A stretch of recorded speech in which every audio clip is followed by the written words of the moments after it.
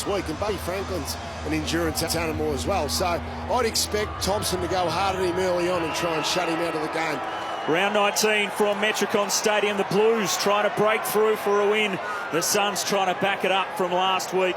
It is Gold Coast and Carlton, and we are underway. Lobie in the ruck. Good hit out by Witts down. Lonergan able to get it out to Witts. Kick not going too far. And Petrevski-Seton can set it up to that matchup. Big fist away by Thompson. He hit that with authority away to the boundary line. Yeah, there's the match. That's the dream matchup we want. Thompson on Curnow going into the game. Now, Rory Thompson, elite speed, so we'll have the athleticism to go with the Charlie Curnow. Charlie Curnow will try and get him up the field, grind him into the ground.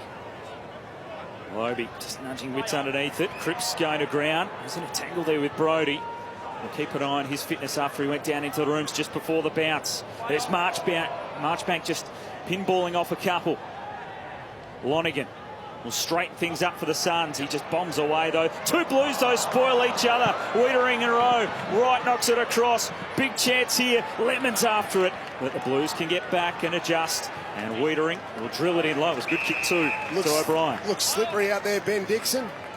Very slippery, Brandy. We spoke about it in the pre-game. A little bit of an interesting one because you've got perfect conditions here, 24 degrees during the day, but it's already slippery.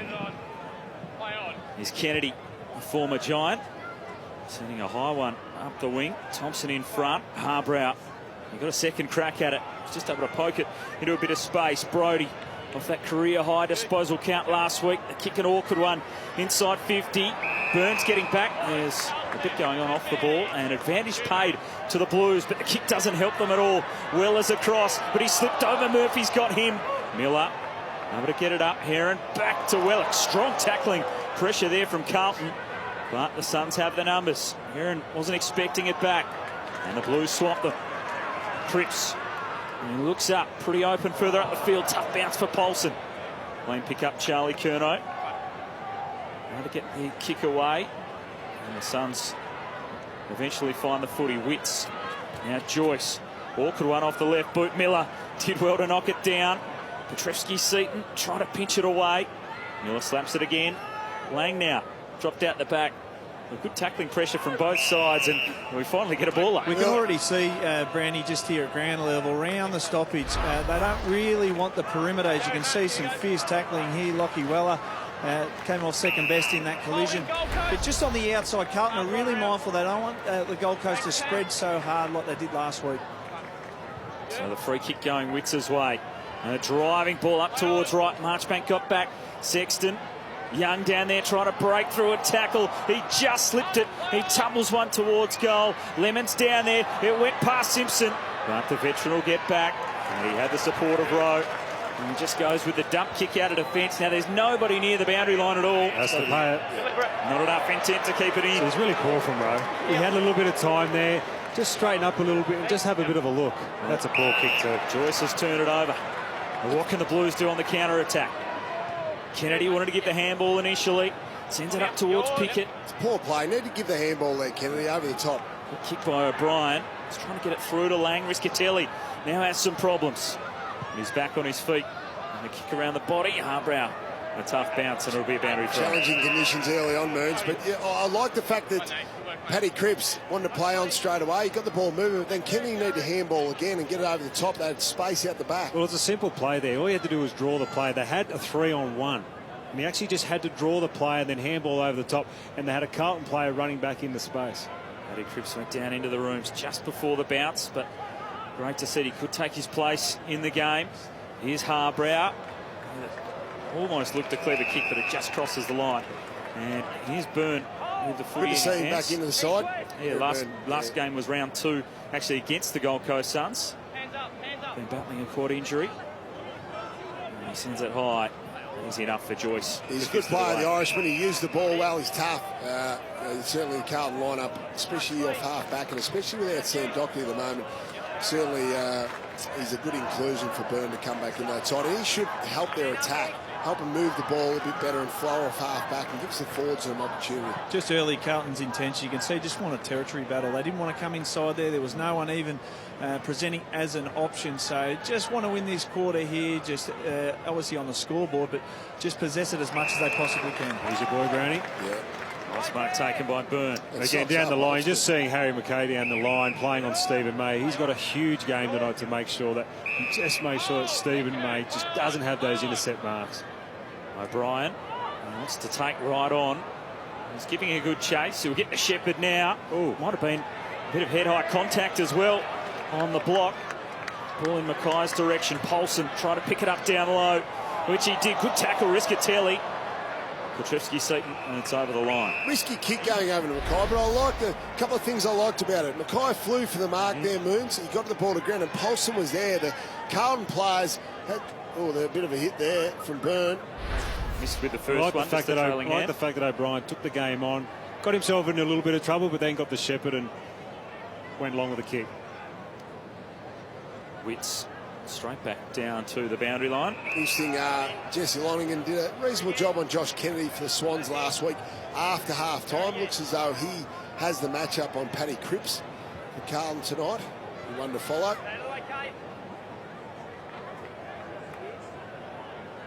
So still searching for the first goal in this one. Witts. There's Lonergan. Just got it up in time to Holman. And there's a former Carlton player up towards right. Out the back, Wiedering will be happy enough to see it over the boundary. Big game for Peter Wright last week in the SCG. Just showed some really good signs as a big target. We know Tom Lynch is not there at the moment, so big opportunity for him to stand up and show what he can do. Interesting just to watch Witts here, coming off 56 hitouts last week against Sydney, and already you can just see him dominating with the hitouts. He's second in the league this season behind Max Gawn. Here's Jared Witts. He's been a great recruit for them, coming from the Pies. It's one of those guys, you don't realise, Brownie, just how big Witts he is until you walk past him on the ground. He was sensational last week against Sinclair for the Swans. Listed at 209 centimetres. His Lions. They'll send it inside 50 for the Suns. Right in there. Had to go up against 3. O'Brien had a fumble. Now he's in a bit of trouble. Heron putting the pressure on. He was in under the pack for a moment. Cripps standing tall. There was some holding going on. And it'll be a Gold Coast free kick. Love that. Peter Wright, last week, I thought it was the strength of his game. He just kept competing, didn't kick a goal, but he just kept bringing the ball to ground. I thought it was fantastic by the young forward here for the Suns. We saw it there again. Marchbank came back on him. He went up there and spoiled that ball, Peter Wright, just to give his crummers an opportunity. He gets rewarded himself because of that contest work. I think that was a much improved part of the Suns' game last week. You can see the stats. He's a beautiful kick for a 200-centimetre forward. Peter Wright, goalless last week, and that looks pretty good off the boot as well. The Suns are on the board first at Metricon. Well, already, Brownie, you're seeing a little bit of when you talk about the contested possessions and the intent, and Dicko spoke about Carlton's intent. They didn't really want to take the ball inside. They were happy just to go for yardage down the line. But you have a look at the Suns right now. It's a contested game for them. 16-8 in the contested possession, really starting to dominate. Well, I think they're confident they can beat them on the inside, on the outside, if they can match them on the inside.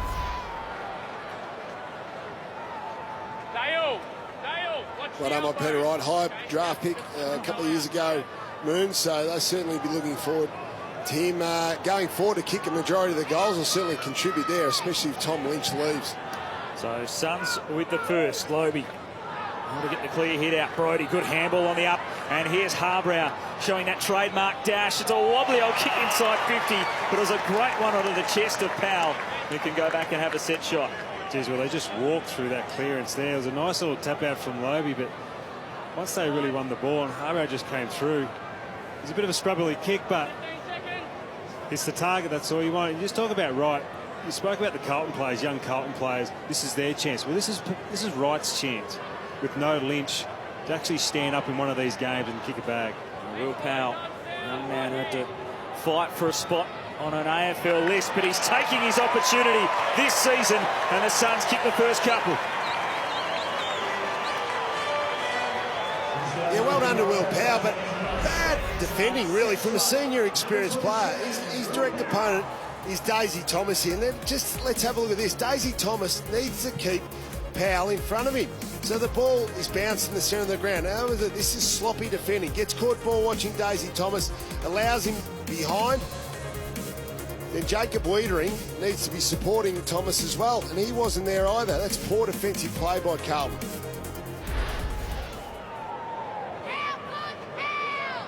It's a little bit of just looking after yourself there, Brandon. Hey? A little bit of just looking after themselves there. Oh, it was. They're just not on the same page, and that's been the story of Carlton season, hasn't it? They've been playing this zoning defence, which everyone's getting frustrated at because forwards end up on their own. Well, easily out of the middle again by the Suns, and here's Harbrow with another inside 50. Right, almost had it. It was stolen out of his hands by Lemons, who squeezes the kick towards goal, but it'll go through for a behind.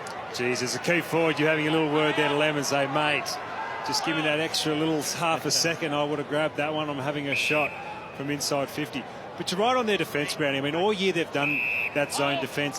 But for mine, you've got to be an experienced team to actually do that. You've got to have great communication. This is a young team whose communication levels wouldn't be great. So to actually play that zone defence is a really tough thing to do. Yeah, well, good point there, Moons. No doubt about it. So it's something I need to work on over the off-season especially. May with a driving kick, marched back, went back with courage. And it's going to be a free kick, in fact, to the Suns. Well, Marchbank very unlucky there because he would have got a free kick himself because it was a courageous effort to actually go back with the flight of the ball, knowing that the big man Wright was coming down on you, and he got his arms chopped, but in the end there was a big push on Wright. Just looking at the free kick here, and we just see Wiedering, a bit of a push there, not a hell of a lot in it, but enough there for the umpire. And this guy, we said this, Brownie, this guy could kick a big bag tonight. Well, he's already got one next to his name. First set shot was good. Wright's off the boot. Well, that one's even better. Peter Wright's got two. Oh, don't you love it when you start striking them early in the game? You're up and about, Moons. He's flashed two of them already. He missed out last week. Every forward, even though they might contribute possession-wise and in the contest, they love to hit the scoreboard, Moons. He's struck it, so he's going to be up and about. He's probably saying to the boys, get out of my way, boys. I've got a big one coming. Well, I'm not liking this change.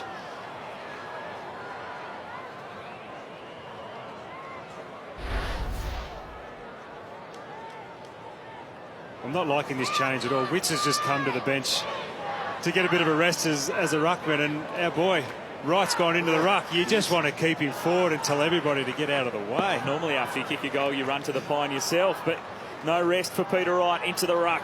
And the Suns trying to win another clearance. Lonergan had it a while. Was hacked off the deck by Kennedy. Collar Jasny up to meet it. And Harbrow, he's had a heap of it early. In game number 150. Swallow up to Wright. The ball following him around. He just lost his footing. Maybe wanted to get back inside 50. There's Thomas. Now Marchbank. And downfield free kick is going away the Blues. So they're the little things as...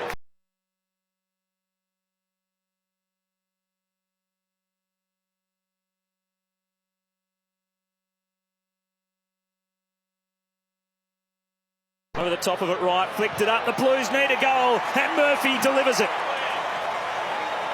You'd be really disappointed. Just trying to work out who gave that free kick down the ground. Yeah, You'd be extremely disappointed because they just had the game in the palm of their hands here at Gold Coast. They were really started strongly. They were getting the ball inside 50 to their big man. They were kicking goals. Then all of a sudden they go down the other end on the back of a really silly free kick.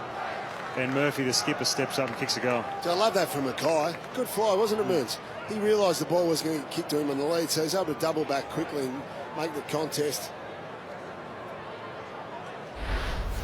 Look, I think if you're a Carlton fan, you're just dying to watch Harry tonight, just to see how he competes, whether he gets his hands on the ball, kicks a couple of goals, but just his ball, just the way he moves. More importantly, just he's playing on Stephen May, one of the best defenders in the game.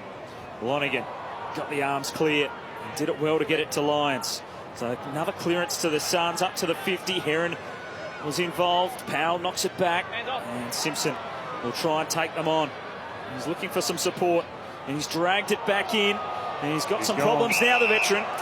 Unlucky there, Simo, because he's been a fantastic player, and I absolutely love watching him play. And his attack on the ball is brilliant, but as you saw there, he just dragged it back in. Perhaps it was a good call. Jacob Heron sends it up towards Wright. He's a man of the moment as Murphy. He's dumped in a tackle. It was well done by Lemons, and then tapped to the line by Thomas. And you mentioned the man of the moment, Peter Wright. Just his ability then to compete and push forward. Dangerous once again. So certainly getting his hands to a few, and we've seen 2 goals already. This is where Gold Coast Suns have been very dangerous in the last month of footy. They've been able to win these forward 50 clearances and score for them. Wright doing the ruck work against Rowe. Rowe able to lay it down to Murphy. Through a bit of traffic. Thomas had to wait for it. Now under pressure. He kicks that one back towards the goals, and we'll get a boundary throw in. You see David Swallow back into the lineup this week too. You love his pressure. He's a very hard player, loves contested footy. He pressures the opposition, so he's dangerous in these situations. He was managed last week. He'd be disappointed that he missed such a great victory. All flicked over the back. Kennedy. Lang. Swallow hunting after it as well. Murphy was desperate for it. Tunnel ball by Kennedy. Right, Lonergan. Getting it through to Lemons. And free kick there. Lamb certainly didn't have it. Forward of the ball here we've got tonight. Harry Mackay, Charlie Curnow and Jack Silvani for Carlton Football Club. I've seen Jack Silvani play a little bit in defence over the last few weeks, Moons, but tonight he's forward. This is where you'd love Curnow. I mean, Curnow, you don't want him jumping into packs too often. So you'd leave that for Harry for a little bit. You'd love to see Curnow just drag Thompson right back as far as he can go. Might get this one. Charlie Curnow couldn't mark it on the chest. Then Simpson overran it. Thompson gets it away.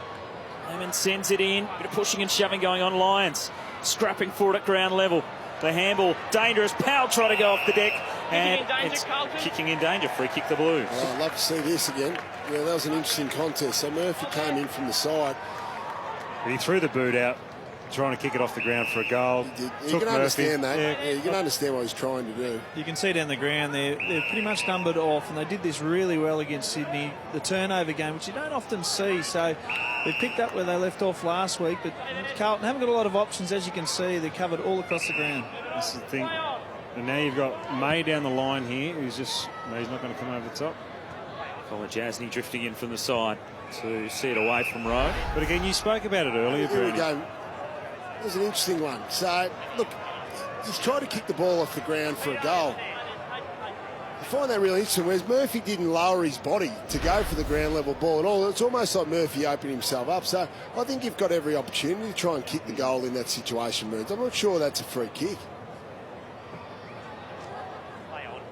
Lang. He set a high one up to a one-on-one, and Curnow wins out opposed to Thompson. This is where you want him a little bit deeper when you can, one-on-one as much as you can. Well, the goal square was unguarded for a moment, but it was a poor kick in the end, as you said, Moons, and May able to get back. Sends it wide for Sexton, who slides in and completes the mark. He was good last week, perhaps. Alex Sexton, 3 goals, very dangerous coming out of the stoppages. Career best game it was. And Simpson just bobbled that one, couldn't hang on to it. Lemons then set up with a handball. Holman away. Strong tackle played on Joyce. This is where you see Mackay and Curnow. They've got to start working together. They're both just going to lead their own way here. One's got to come back to the other, put a little block on to create the space for the other. Marchbank. Now May just drops off. Winning the free kick. It's long up towards Curnow again, and again Jasny up to help out. Yeah, that's right, and it's the forward craft, it's the chemistry, isn't it, Moons? Working that with takes one years another. to be It takes together. years, it does, and it's easier though if you can come together, isn't it? Because you create space on the outside, you can block the opposition. Used to love as a key forward when you could get that mismatch, when the defenders have to swap. All of a sudden you've got a guy playing on you that hasn't planned for you all week. He's been planning for your mate, not you, so he doesn't know you as well as the other guy's been studying away at. Swallow quickly up the wing. Lions extracted it. Brody under some pressure from Dow, was able to get back to Swallow. An outnumber here, Blues have it. O'Brien almost could have taken the mark. Heron close to the boundary line, sends it goalward, bounces in port, in the goal square. Just wasn't able to connect with the karate kick. Was Alex Sexton, touched over the line. Had the right idea, just couldn't quite control the ball down to his boot. But just on the back of what we were talking about before, sometimes you just get the dumb defenders. They both go to one, and then all of a sudden you find yourself out. So you need to come together and help each other out. Ed Curnow, Cripps, O'Brien bumped as he got rid of it, and the pressure affecting the kick, allowing Jasny to intercept. He's got Brodie in support.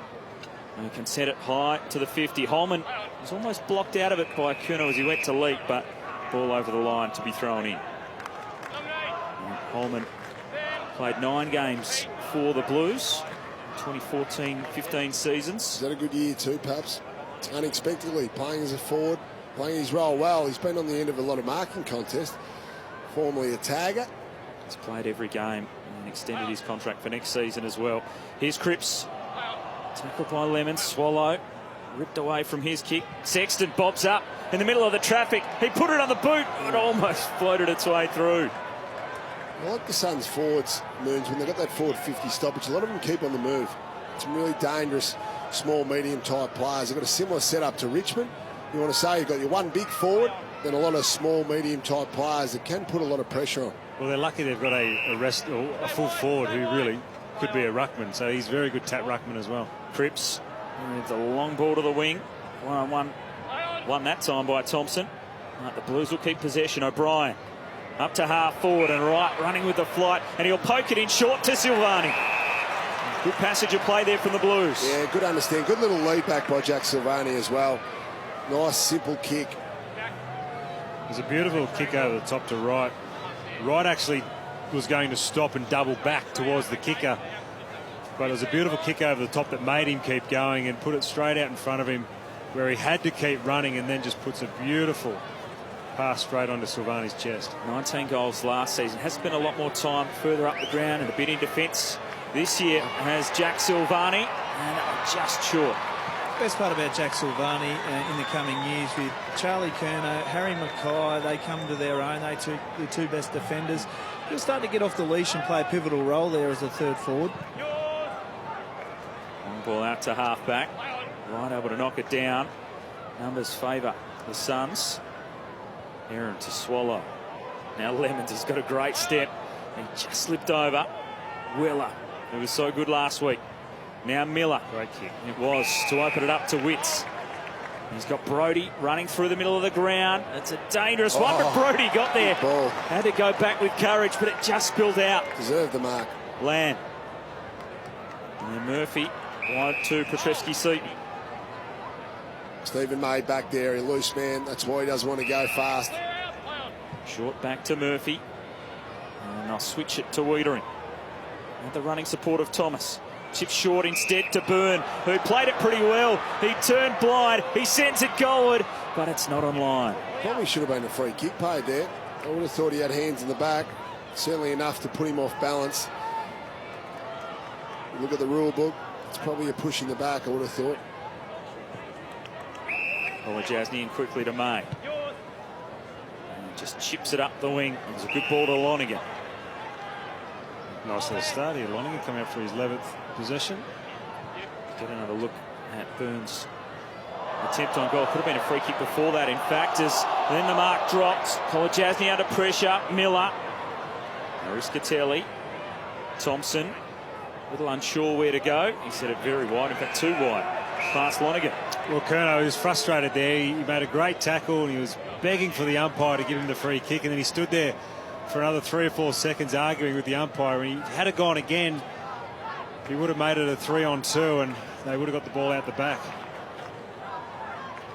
Just under 4.5 minutes till quarter time as Witts palms that one back to the boundary. Blues would love another one before the first change.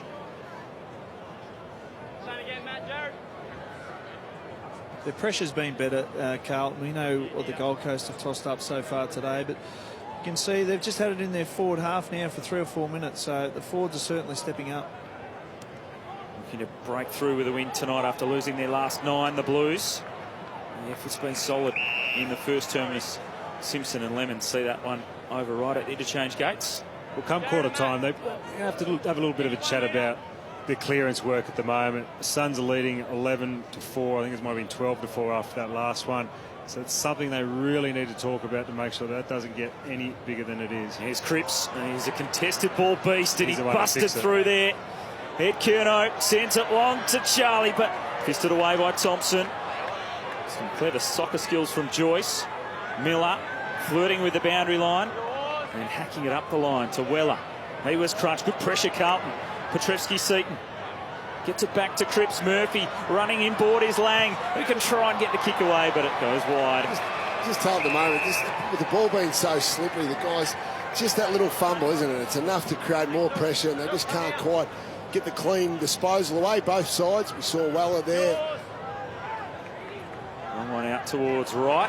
He's too good there for Rowe. This is what he did a couple of weeks ago against Essendon, particularly in the first half. He played really high. He was that designated kicker or marker, obviously, coming out of the back half. He took some big marks as this one goes out.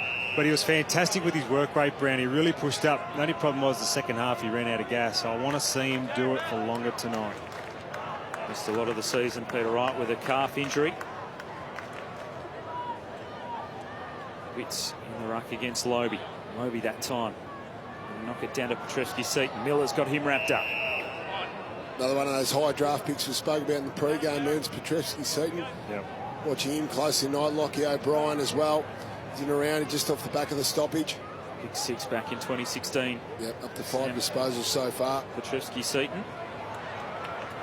Simpson goes in short. Murphy. Away to Petrevski-Seaton. That kick might open it up for Byrne if it sits for him. So you need to hit the target. Heron Wright on his hammer, and in fact he's going to get a free kick here. You can already tell early on in the game, Kieran Byrne giving him some run-off half-back for Carlton. Been a good inclusion. He's a real dasher from there. I saw what College Asney was thinking. Who was it? Sorry? Jacob Heron. Heron, sorry. I'm not sure what he was thinking. He didn't need to put or grab that jumper. He had the ball on the ground. Byrne was almost using the Gaelic skills, trying not to pick it up as the ball's fisted away by Joyce. And now Harbrow squeezing the kick away. Curnow almost got there. Petrevski-Seaton, Lions. Just handball into space. Sexton up to meet it. Lions followed up, and now he's got some support. Holman. Wider still now for Young. Not much to go to, so he has to send it long up towards Powell. They get in a bit of a tangle. Bounce back to their feet. Marchbank and Powell, and then a high tackle surely. On Dale Thomas. No, ball's over the line. Good effort there by Powell. Younger player, lightly built, probably a free kick there. Got away with one There's there. 2 umpires over there as well, so I'm not sure they didn't see that. Daisy might have lipped off a little bit earlier. So. Just over 2 minutes to go till quarter time. Witts straight down the throat of Lyons. And good around the stoppages. Here's Swallow getting a push in the back. Over the shoulder as well from Petrevski-Seaton. Putting the extra, Carlton putting the extra up at the stoppage there, Moons. I'm not sure it's that much of an advantage when the ball's so slippery. Swallow sends it in. Burn the spoil. I can understand these situations where it's deep in your defence to put an extra number in, but in between the arcs, sometimes I think it's the wet ball sort of nullifies it. You're better off having even numbers around the football. Just another example there of forwards just not working together. There was just everyone just stood there and waited for the long ball to come in. Instead of all coming together, then you create that space for someone like Wright to lead into. Danger here for Carlton late in the term. Witts knocking it down. Lyons was after it. Didn't go too far, but it was good enough. Wright hacks it away. Paulson trying to take them on. Cripps had a fumble. The Suns still a chance here. Weller, he was dispossessed. Fiorini wrapped up. Good tackling from both teams. Dow got it out. Wright, Ed Curnow, and now Petrevski-Seaton. And just go to the safety of Thomas at half-back. Yeah, they struggle to go. Carlton's going to struggle to go forward here because Stephen May's blocking up the avenue to a goal for them at the moment as a loose man. Well won back by Joyce, and some holding going on. No, a push. That's why it's hard to tell. He's on the TV screen. It's hard to tell. You'd be frustrated at the moment going, why aren't Carlton going forward? Well, it's because Stephen May's positioned beautifully about 60 metres behind the football. Well, there's some space in the forward pocket, and there's a free kick off the ball. Down the field. Yeah, Sam Rowe. So Jared Witts ran down to do the right thing and block for Peter Wright. Just got him high in that contest. So they had the space too. Peter Wright would have marked that ball. Well, I'm glad they actually have done that though, Dicko. They've come together. Someone's actually gone to Wright's opponent and tried to put a block on for him. Wrong way to do it, but at least they're trying. Marchbank up the wing. May drifting back. And just back on May, I mean, what people, as you said, what people won't see on TV is when that stoppage, when the ball went up at the stoppage, he just ran straight back. So all Carlton players look up.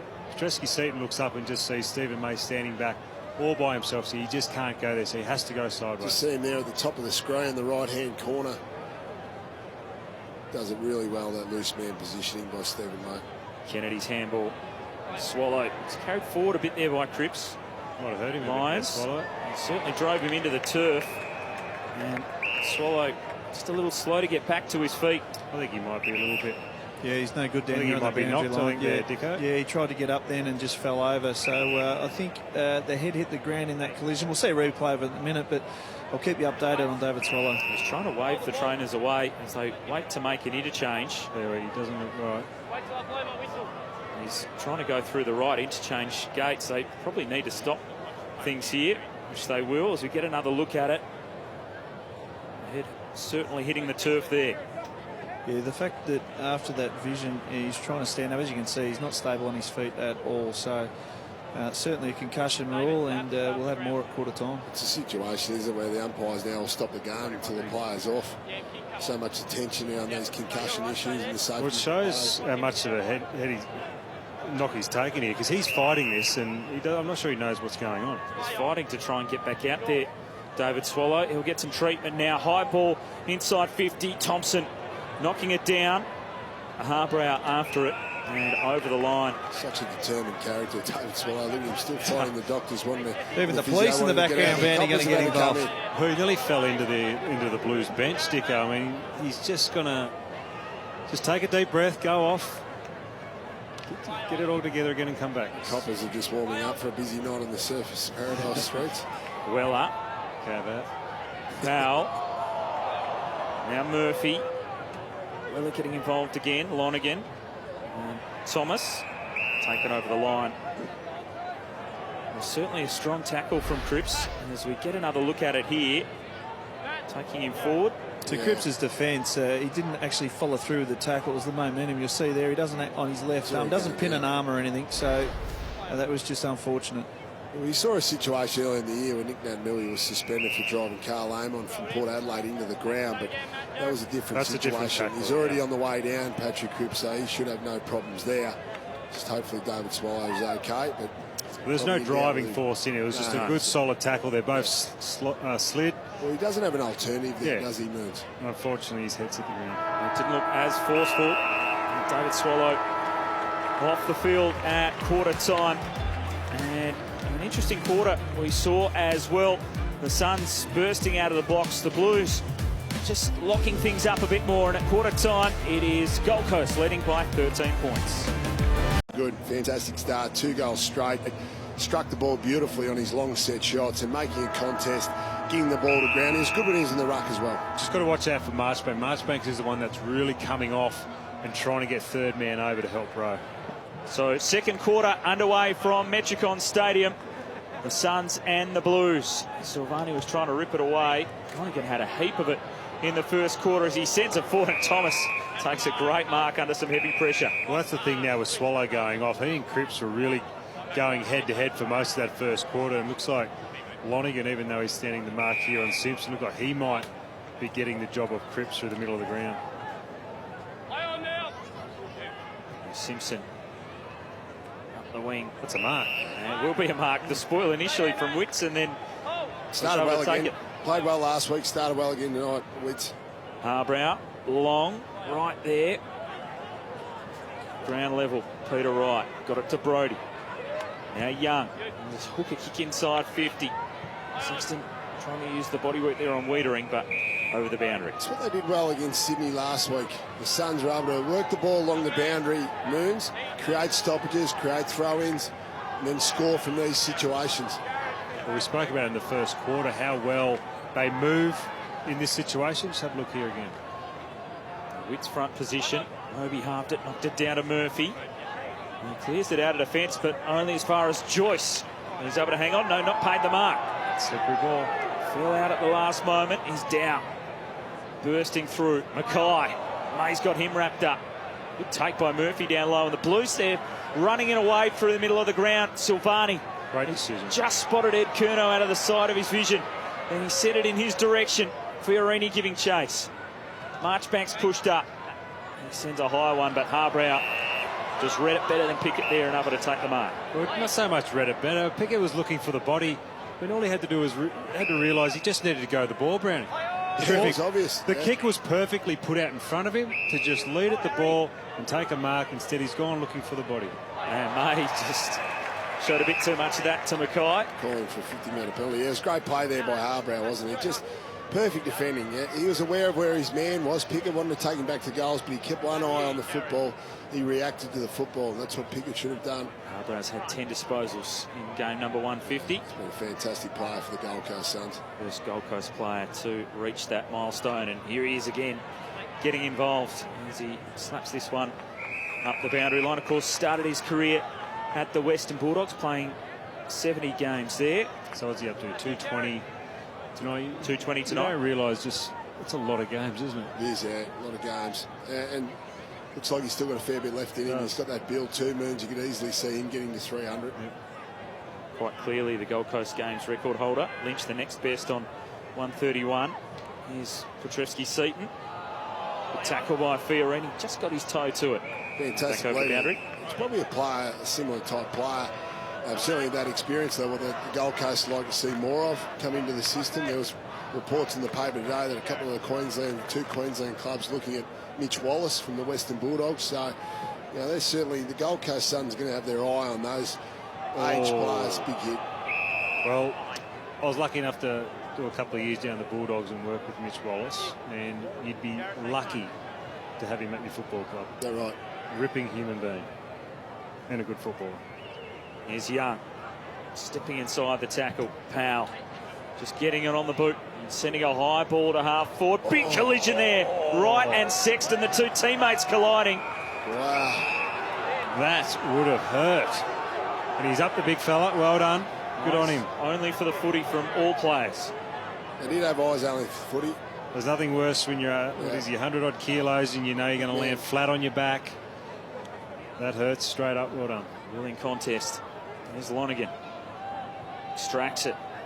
Got the handball out, but it'll only be as far as Thomas. Now Murphy. Holman's got him. You know what? Thomas put him under pressure there. Just give the handball straight away, Daisy, instead of trying to do a few tricks. Then all of a sudden you put Murphy under pressure.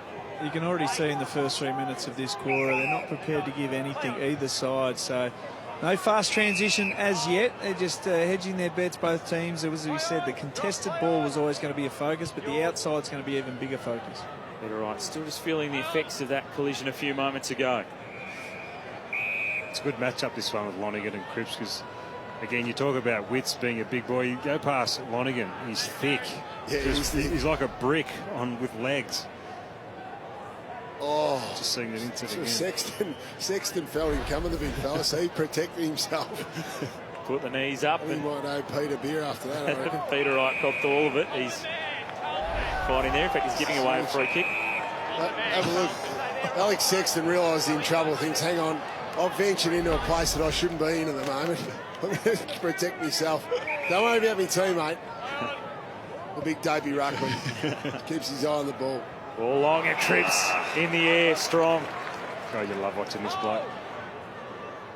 He's had such a great start to his career, Patrick Cripps, and such a key signature for the Blues this week. As Murphy sends it long, Mackay got 2 minutes to beat. Lang with some classic roving. He hooks it inside 50. Curnow hands to it in the pocket, looking for an option. Good vision.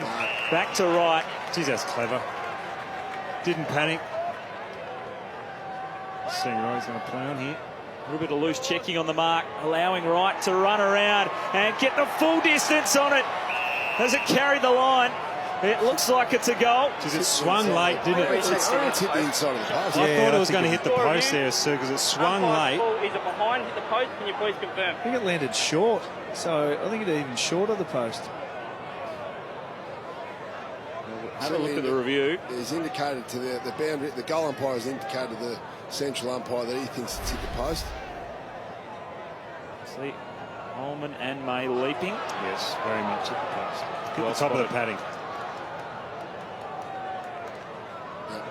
Actually hit right on the camera. Yeah, that's as good a view as you'll get, Moose. As I said, it's been an arm wrestle here so far, so this kick out will be very interesting if they can go coast to coast, Carlton. We'll see Come the on, let's camera go. view here. We've seen this too many times. Let's go. We'll get confirmation.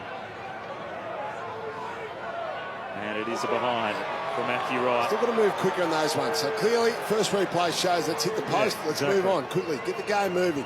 We're back underway now. There's a late hit there. Charlie Curnow on Stephen May and just left the arm hanging out. May's gone down and it'll be a free kick to the Suns. Not sure if Charlie's gone over there to say sorry or gone over there to say get up. A little bit there. Clumsy. That's free kick, play on. The forearm extended from Curnow. Tumbling ball. Now for Powell. Kolajasny. Oh, he let go of the footy and lost it. And then stomped. And Marchbank diving in has somehow won it back. Mackay through the middle. Here go the Blues. They've got the overlap. Right, looping the handball. Murphy feeds it inside. Cripps can steady from 35 and go bang! Fantastic ball movement from Carlton. It was one of those plays, that was the Kennedy play in the first quarter, Brownie, that he didn't do. He didn't draw, he didn't run, and they did it beautifully there. And you see Cripps get on the end of this one. Just have a look at the Kolajasny there, just lose the ball, and then He's a bit of a stomp. Good play. Drawing the player. You know you've got the outnumber. You need to think your way through that. They did that beautifully. Young players are prone to just blazing away in that situation. Moons thought it through well. Brendan Bolton would be happy with that. He'll be showing that in the review. It's really what you want to see Paddy Cripps doing as well, is kicking goals. We know what he can do through the middle of the ground, but we want to see him go forward and kick his goals as well. And that CV just getting better and better the more games he plays, and that's a nice mark taken by Wiedering. That's what I want to see from Jacob Wiedering. Just Yeah. an attack on the ball. Yes, you can defend. There's a risky kick in the middle. Oh, Lang is able to bounce back to his feet and go wide to Mackay. He's getting involved with these high draft picks for Carlton. Spoke about them in the pre-game. Moons. Patrick Wiedering goes and takes the mark. So Jacob Wiedering goes and takes the mark. Harry Mackay there. Mackay long up to Cripps again. May the fist away this time as Brodie was drifting in front to try and take the mark. Some of the other younger fellas that we mentioned. Petrevsky seeing up to 7 disposals already, which is good.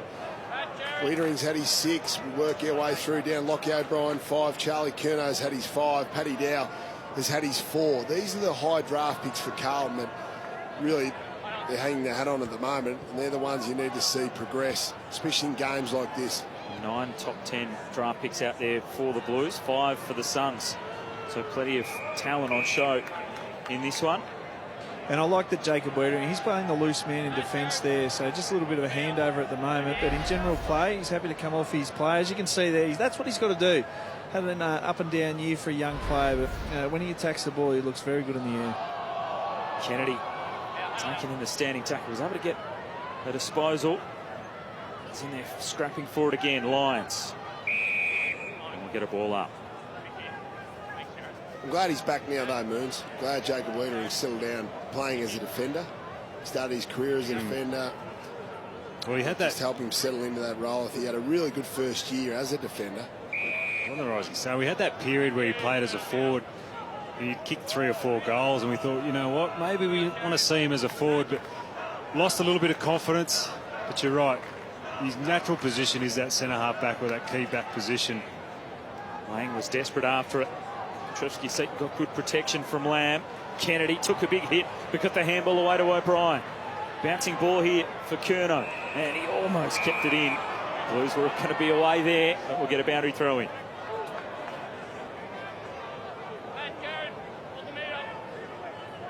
Carlton certainly fighting in the early stages of this second term. Suns were good early. The Blues have fought their way back into it. Fiorini soccering it back. Another big collision. It's tough out there. Weller feeling the effects of that one. Turn this into a contested game now. The Blues extremely well coached. 1-on-1 across the field, isn't it, Dicko? Certainly is, yeah. I think there's been an adjustment at quarter time. Let's just play 1-on-1, especially with this ball being slippery. It looks better. Witt's able to win it. And this hooker ball to half forward. Big collision again. Teammates collide. Byrne was in there with courage, as was Wiedering. But then Murphy's kick is chopped off. Bowes. He dribbled it short and copped it straight up to Cripps. And can they hurt them on the counter-attack again? Almost a mix-up with a handball. Fiorini holds it up. Simpson got it out. Curnow almost tackled without it. Bowes back up the wing. And now the Suns have some numbers at the spill. And Lonergan's the one sprinting away. The kick to half forward is wide of Sexton. But he'll trap it inside the boundary line. Kept it alive to himself. Trying to knock it on towards right. And Wettering sent that straight to the line. Had to pay that one. Free kick to the Suns. Young doesn't waste any time. Sends it in towards Holman. Couldn't hang on. O'Brien wanted a free kick. Right on the boundary line. Byrne taking them on. Held up. Ball up. I like that from Young, though. Tried to get it in quick to Holman. He saw the mismatch with he and Murphy. Probably just didn't put it over to Holman's advantage enough. Wits back into the corridor. Murphy clears it away off the hands of Bowes. Kolodjasny can be lethal with his boot, but hit that one too far. What I've liked early in this second quarter, Mark Murphy getting more involved in the contest moves. He had high numbers in that first quarter. Wasn't really involved in many contests. He's an experienced player. He can't be just purely an outside player. He needs to be mixing it up in the middle. That's been his strength over his career, showing that in the second quarter. Well, you spoke about his ground ball gets in that first quarter. He's got 4 this quarter out of his 7 possessions, and 5 of those have been contested as well. That's a lot better balance, isn't it? Yeah, absolutely. His Gold Coast opportunity. It's been parked down in Carlton's end for such a long time of this quarter, so if they can turn the ball over here and get a little bit of... It's been clearly dominated by Carlton. Kick just short of Kennedy. And here's Byrne running in support. He's going to swing it out wide to Petrevski-Seton. Working hard is Thomas. And it's just sent in his direction as well. Suns have got back with some numbers. Up towards the 50. Curnow, strong mark. That is as good as contested mark as you will see in any game.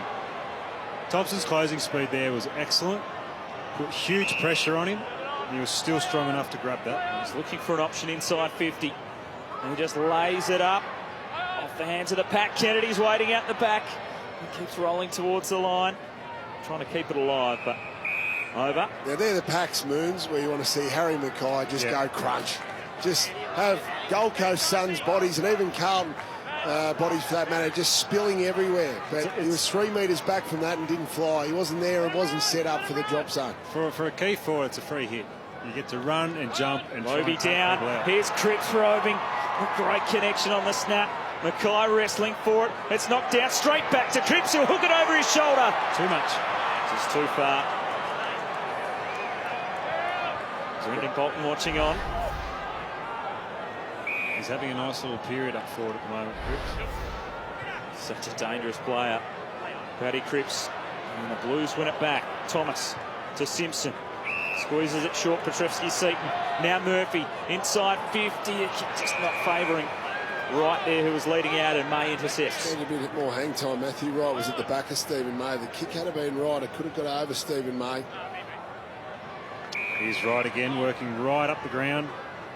Again, as I said, this is something he did a couple of weeks ago, and keys for him now is to push through for the 3rd and 4th quarter doing it. Wettering to spoil it away.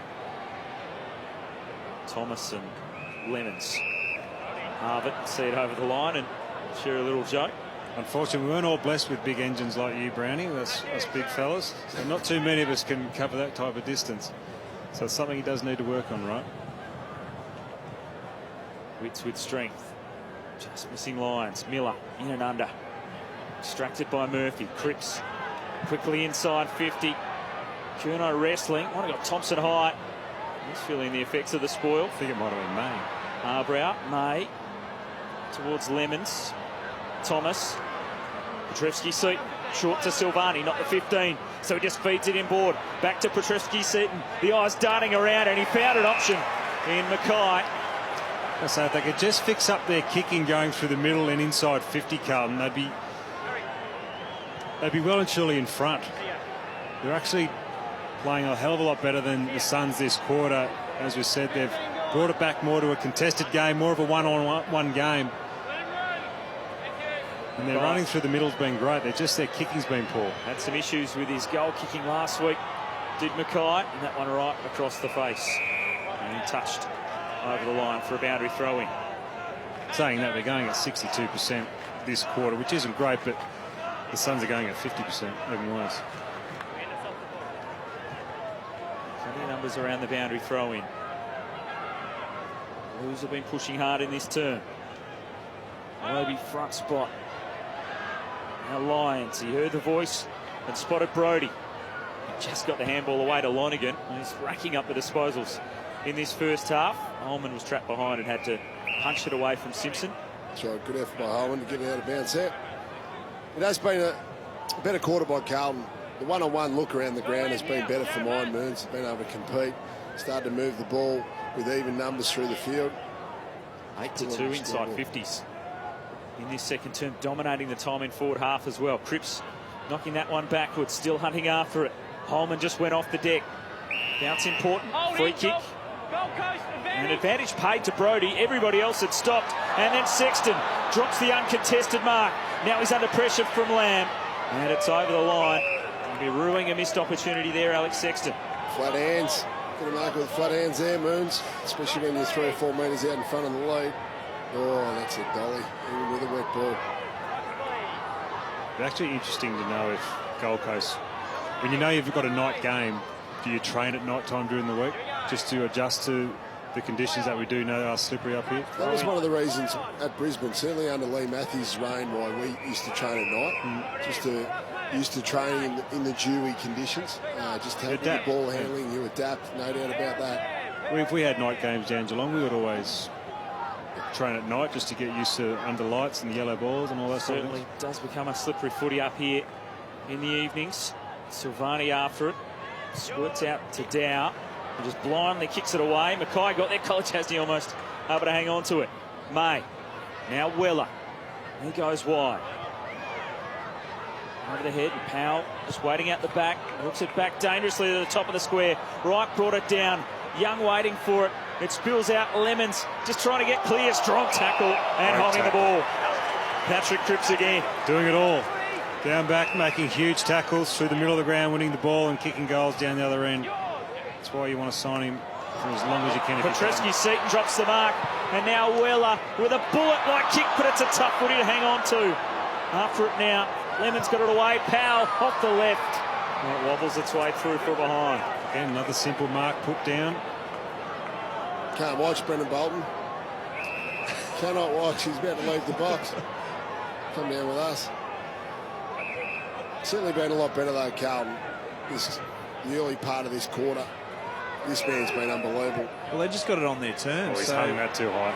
Well, Brendan Bolton won't want to watch that either, and it's knocked away from Pickett as he resumes his seat. It's all coming down to the spread for me. Like, we know it's slippery, we know it's inside, but how quick are you on the outside to be able to spread and explode out of the stoppages? So at the moment, Carlton are doing it better than the Gold Coast. They're dominating some of the stats, the Blues, in this second quarter, but not getting reward on the scoreboard, really. Here's Dow, darting back through the traffic. Drove his legs. That was great play there by Dow. Petreski-Seton slipped. Now Silvani's got some problems. Lyons stole it back. Ed Curnow after it. And he's about to be run down, but he just slipped the tackle. Lemons couldn't make it stick. Marchbank wide now for Wright. And they continue to break and spread the Blues. Marchbank pushing hard to receive it again. Geez, you would love to have seen, he just had a look straight down the ground. You would have seen 3 players running inside 50. Could have just put it over the top. Now you've allowed the Suns to get back there. And sends it to the 50. Thomas slaps it on. And it's into the path of Pickett. If it sits for him, he's away. He needs a support of Petreski-Seton. He just couldn't get it to him. And the Suns get back. Right, picking it out of defence. Not a lot of options to go to. Tough to keep your feet. Byrne arrives to help. He straightens the Blues up. He sends it in. And missed out just by an inch. Harbrow. It was. Harbrow with the spoil. Bowes. Now Miller. Haven't had anything too much easy this quarter. The Suns, and now Lions able to take the mark. Certainly Miller's been close to Petreski-Seton at times throughout the game. I don't think he's been tagging. But Miller has played on, has had direct opponents for the majority of the year, Moons. Long up the line, and Byrne able to see it over. Well, you'd think if he was going to play... Let's have a look at this. Paddy Dow, really impressed this. You're looking for little glimpses from younger players. I loved how he grabbed the ball and then he drove his legs straight back through the traffic, Moons. Great play from Paddy Dow. And that's a glimpse of where it should get Carlton supporters excited. Pick 3 last season, Paddy Dow. Rising Star nomination in round 14. Certainly one for the future for the Blues. As Silvani trying to get back to his feet. Dragged down again. Lobe on the boot. Sends it forward, but May intercepts. Not the position Harry needs to be in there. You know your team's going long down the line for most of the game. You're setting up in the middle of the ground, not really where you need to be. Dropped by Brody. And the Blues swoop on it. Here's Dow again. He's going over the top for O'Brien. It might still work out okay. He's got the support of Thomas. O'Brien twisting and turning. Looking for a teammate. He goes inside 50. Bowes after it. He couldn't hang on either. O'Brien goes again. Bowes follows up. And now they'll clear the danger. And it's a tough footy to mark at the moment. Yeah. It's just so slippery out there in the dew. Riscatelli. Bowes cleverly. On to Fiorini. And now up towards Powell. Byrne did enough to knock it away. Wiedering.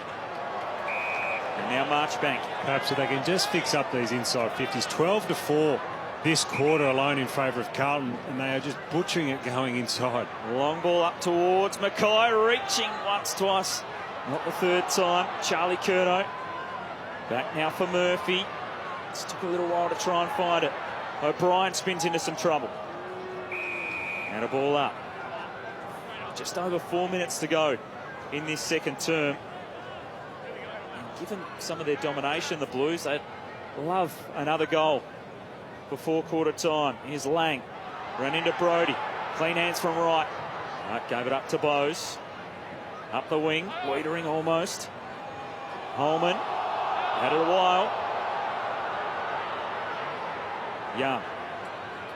Soccering it towards the line. Byrne. And boundary wins out.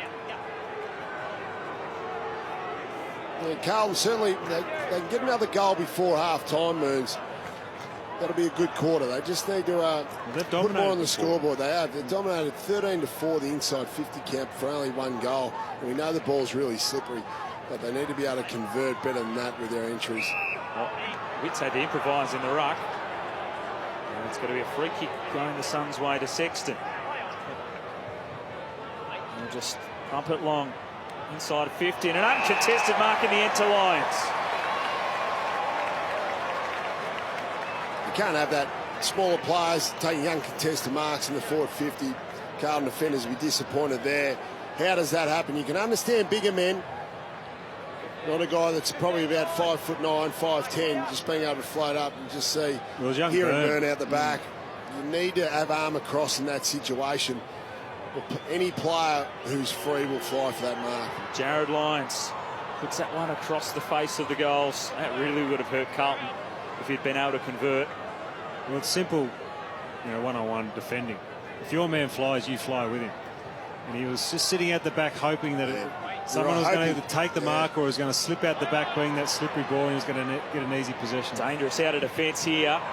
Lamb just going for distance. He sends it 6 or 7 rows back. Well, the Suns to try and put some pressure on late in this second quarter. And if you're Carlton, you just need to get your numbers down. You just don't want to give one up late. The kick just poked a little too wide for Young to be able to take the mark. There's a situation now where Carlton need to get all their numbers back. We talk about congestion busting rules, Moons. This is the spot where you want to do it. Anti-congestion busting. Got a lot of numbers back there. They've got 15 inside the defensive 50. Witts. Lobe got first hands to it. Well done by Lang to crash through it. Cripps back to Lamb. Just blazing kick out of defence, and Kolajasny with the sure hands that time. That's right, but he's got a lot of numbers to go back into.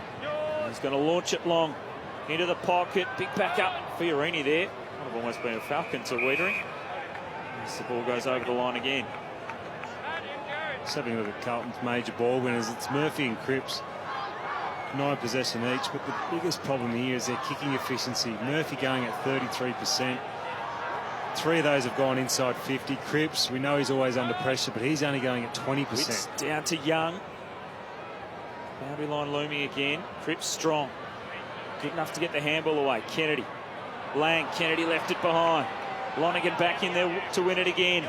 Brodie will send it inside 50. Late chance here for Gold Coast. Just a hand on it, Byrne, in the nick of time to send it over the line. Probably just there, that situation with Carlton. They don't want to over handball deep in their defensive 50. It's where you get caught holding the ball with a tackle from behind. They just need to clear the area. Probably concede that we're not going to score. It's unlikely we're going to score for the rest of this half, but do not allow the Suns to kick a goal. Tangle there between Lemons and Simpson. Blues defending hard here. Ed Curnow. Murphy fumbling after it. Then the tackle lingered. No whistle. Wiedering under pressure. Ed Curnow, and he hooked it away. And the Suns will get it back again. Well, again, there's still too many Carlton players for mine outside 50. There's still too much space in there. Get them in. You only need two players. It's Curnow and Silvani. They're the only two you need outside 50. Sent back in.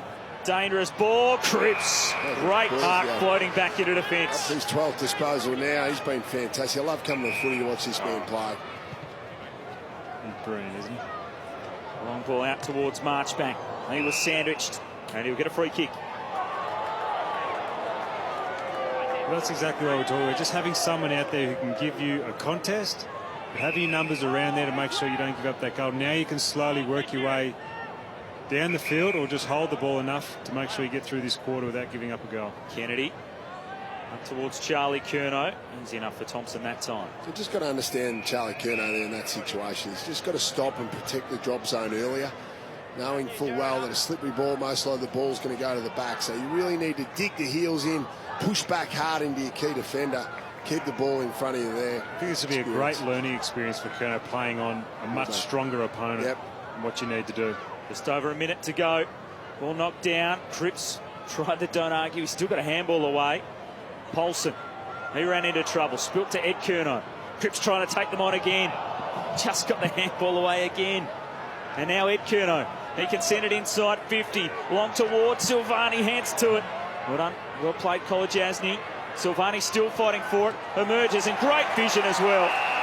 Just to send it across to O'Brien, rather than hooking away on goal. Silvani sends it to O'Brien, who will have the set shot pretty much from directly in front. This is some great reward for Carlton here. They've just been working so hard this quarter. The contested game, it's opened up a little bit. Now they've got their opportunity. Bit of scoreboard pressure, all that reward. Lucky O'Brien to have the shot. Player that the Blues selected with the draft pick they got. Bryce Gibbs heading across to the Crows. They've worked so hard in this second term, the Blues, and finally gets the reward.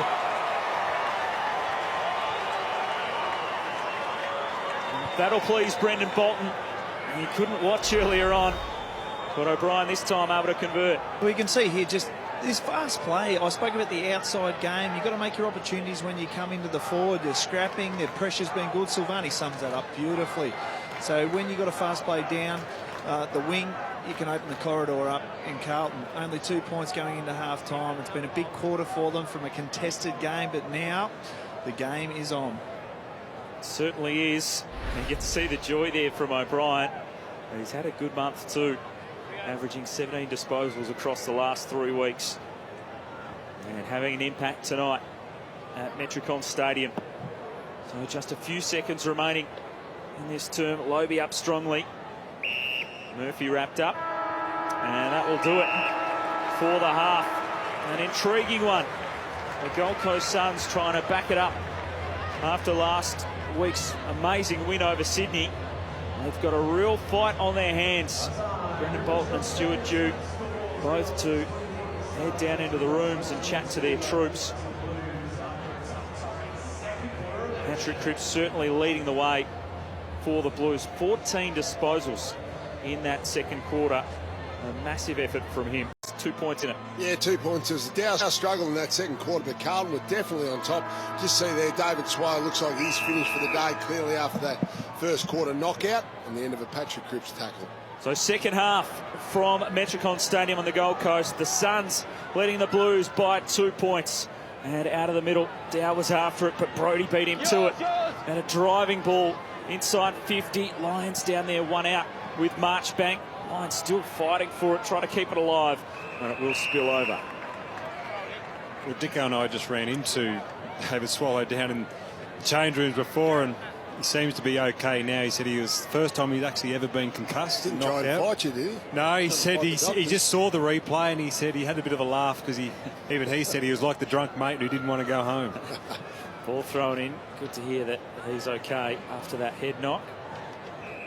And can see the funny side of things. It was quite strange how he was trying to fight off the trainers. But he's in pretty good spirits down there at the moment, which is good news. Great to hear.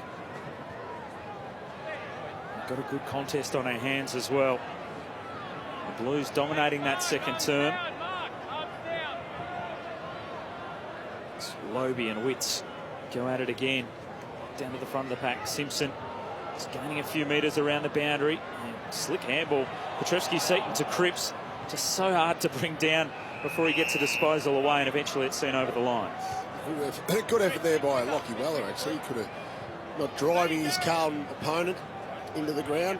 He's been terrific the last few weeks, Moons. He's taken up that role half back for the Suns. He was fantastic against the Swans in their big win last week. Just on Jack Silvani there. Here he is. Brody got it to Weller. And a dangerous ball into the pocket, right. And a big collision there, and Simpson slow to get back to his feet. You know, and that's the contest that you wanted Harry Mackay to do earlier in the game. When you're a big, strong forward, you hit the pack. And if you take someone out legally, great. That's exactly what you're there for. Witts knocking it down. Miller, is he having an arm being held? Lonergan after it. And over the line again. As that battle continues between Jesse Lonergan and Patrick Cripps. Probably would have thought Patrick Cripps got the points there in the second quarter. I would have thought the instructions at half-time to Jesse Lonergan from the Suns coaching staff would have been just tighten up a bit. We need to start wearing him like a glove. You can't have Patrick Cripps getting 20 disposals in a half of football. Witts again front position. Simpson threw his boot at it. Cripps, Murphy clearing it out. Good takedown low. Petrevski-Seton in the slippery conditions. Ed Curnow bangs it up the wing. Tough one to mark for Wright. Put his head over it to win it. Paulson trying to step through the tackle of Harbrow, but Harbrow got him. He very rarely gets tackles broken on him, Harbrow. He's fantastic, even though he's so small, and as we said, he's got that wiry kind of body. He's a fantastic tackler. Having such a good season. He's on up towards Wright, and Wiedering. I love seeing it. Good play by Rowe then. Terrific. Just blocked in beautifully, as you mentioned, Brownie. But that just gives Jacob Wiedering the confidence. That's his 5th mark now, so starting to find a little bit of form in that back half. Sends it long. Thompson crunched into the pack. It flicks over the back. Harbrow after it again. You mentioned Lonergan just going with Cripps again this second half. Murphy also had nearly the 20 possessions up to half-time. He's at 20 now. Looks like Miller is going to get the job on him for this third quarter. Mark Murphy averages more disposals against the Suns than he does against any other team at 27 a game. So he likes playing against the Gold Coast. And Silvani knocked up by Miller. Unless Miller does something here, he's going to go well and truly past that average the way he's playing. I like that. I'm happy to go with 2 taggers. Stuart, well, the game's been one-on-one, Brownie, in that second quarter, so yeah, that's good. Fantastic. The good thing about Lonergan and Took Miller, they can both find the footy themselves, even if they are doing a tagging job, but they need to stop their man first. Yeah, Miller was right there with Murphy that time. This ball, pinball's out the back. Brody tackled. Cripps wanted it and trying to get it through to Dow. Desperation though from Miller. Lonergan through his fingertips. Ed Curnow and got it back to Dow. And now they can build the Blues to half for the one-on-one for Mackay. Went through his hands, but he can regather at ground level. Thomas just cleverly out towards Petrevski-Seton. He's got a good sidestep. Beautiful. And he slices through them to find Curnow. Love that. Leading at the ball carrier. Charlie Curnow, he deviated. He was leading sideways across the ground. He saw the man come through the middle of the ground and led straight at him. It's a lot easier kick. Just see that clever kick there by Daisy Thomas. Petrescu-Seton, he's looking for a forward to lead at him. We see so often these days, Moons, forwards lead away from the football. I love that from Charlie Curnow. Well, it's the first time he's actually had the space to lead up into. 28 goals coming into tonight for the season for Charlie Curnow. And he strikes that one magnificently, and the Blues are in front. Well, the one thing, I guess, Brownie, we spoke about going in that second quarter and going into half-time was the Blues going inside 50. If they could fix up their kicking going inside 50, they would have been well and truly in front in that second quarter. They really dominated, but their kicking inside was really poor. The inside 50s at the moment, 27-22 for the match, so they're leading them. They dominated that in the second quarter, but couldn't get the reward. Finally, their first real go inside 50, they get a great reward with a beautiful kick and a beautiful mark.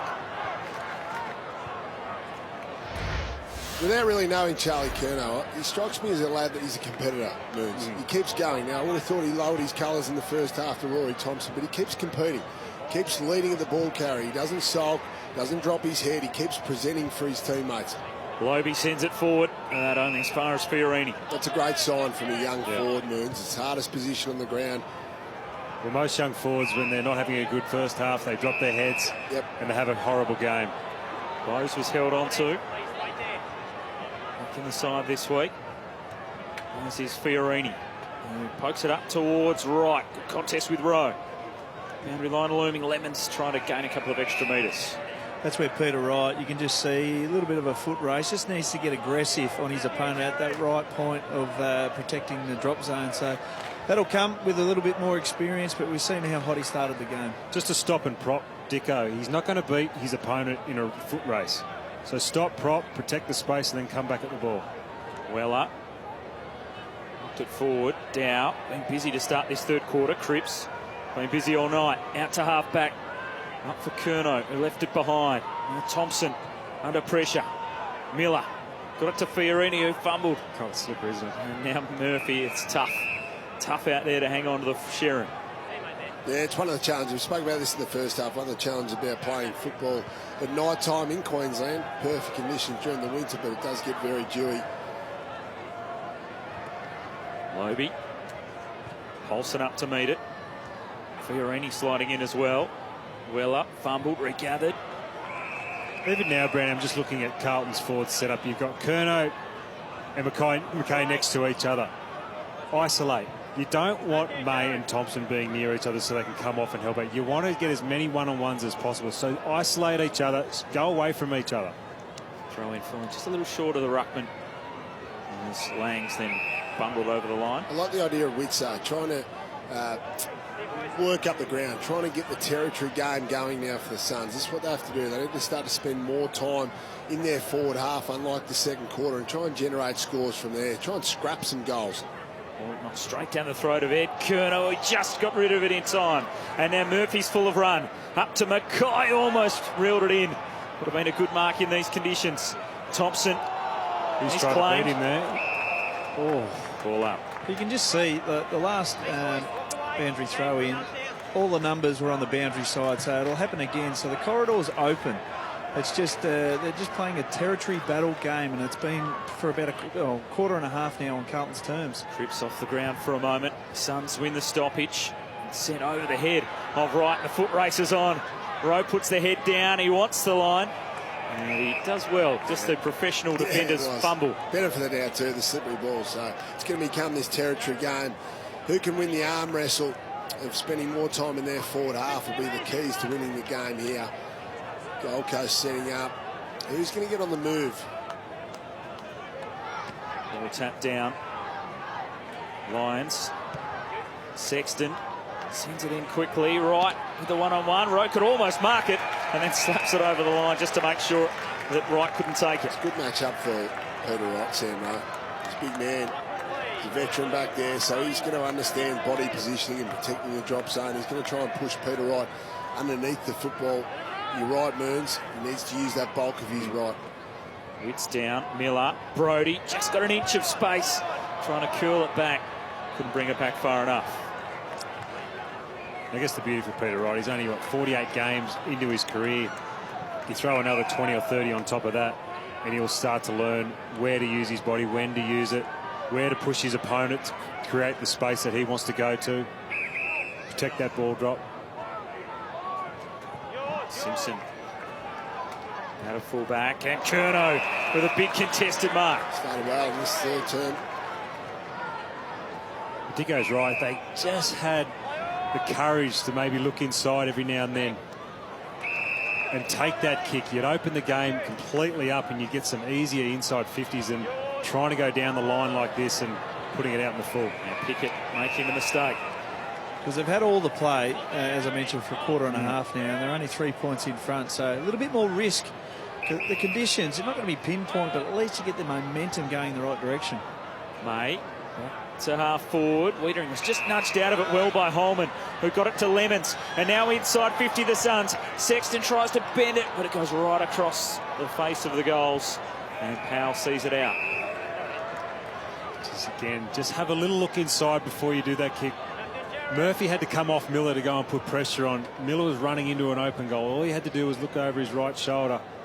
Just pop a little handball over the top. Oh, so hard to come by this evening. Knocked down Miller. Murphy had him claimed. Bowes puts his head over it and trying to win it out towards Miller, who slapped it out towards Young. And another stoppage. An arm wrestle. Gold Coast Suns haven't kicked the goal for an hour now, Moons. They certainly started the game very well. That'll be troubling Stuart Dew, but at least they are hanging into the contest. We know it's going to be difficult to score, but just need to generate from somewhere. I'd like to see some more movement these stoppages. Weller went to ground. Miller rocketed it out, but stolen by Wiedering. Tough footy to handle. Lyons made it look clean. Weller couldn't hang on. Ed Curnow in there. Now Kennedy. And he's just going to send it as far as he can up the field. And Mackay's there. May was held on to. Well, the one thing Carlton are doing well, Brownie, in their back half is they're keeping their numbers there, keeping it one-on-one and getting their numbers in that space. May launches quickly. Out the back of everyone. One of the dangers, free kick. One of the dangers, Moons, around the stoppage situation, if you are tagging two players, you can become a little bit reactive around the stoppages and getting beaten to the ball. So they've still got to remember to stay active, especially when the stoppage is in your forward half. Well, that ball did go out of bounds on the full, and Kolajasny sees it to the line. I think that's the beauty, though, of having Witts really getting his hand on the ball. So you can have those two guys who are probably going to be following their opponents a little bit more.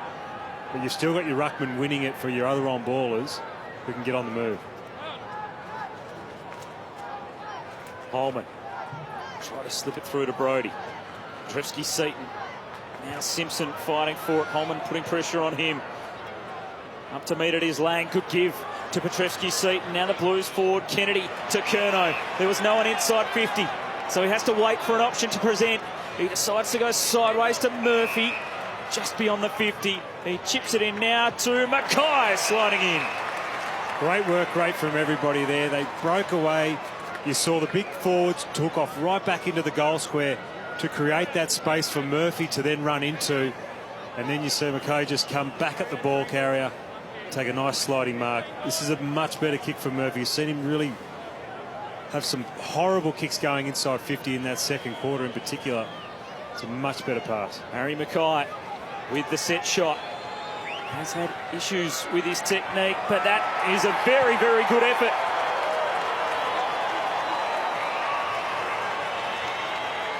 Great finish there by Harry Mackay.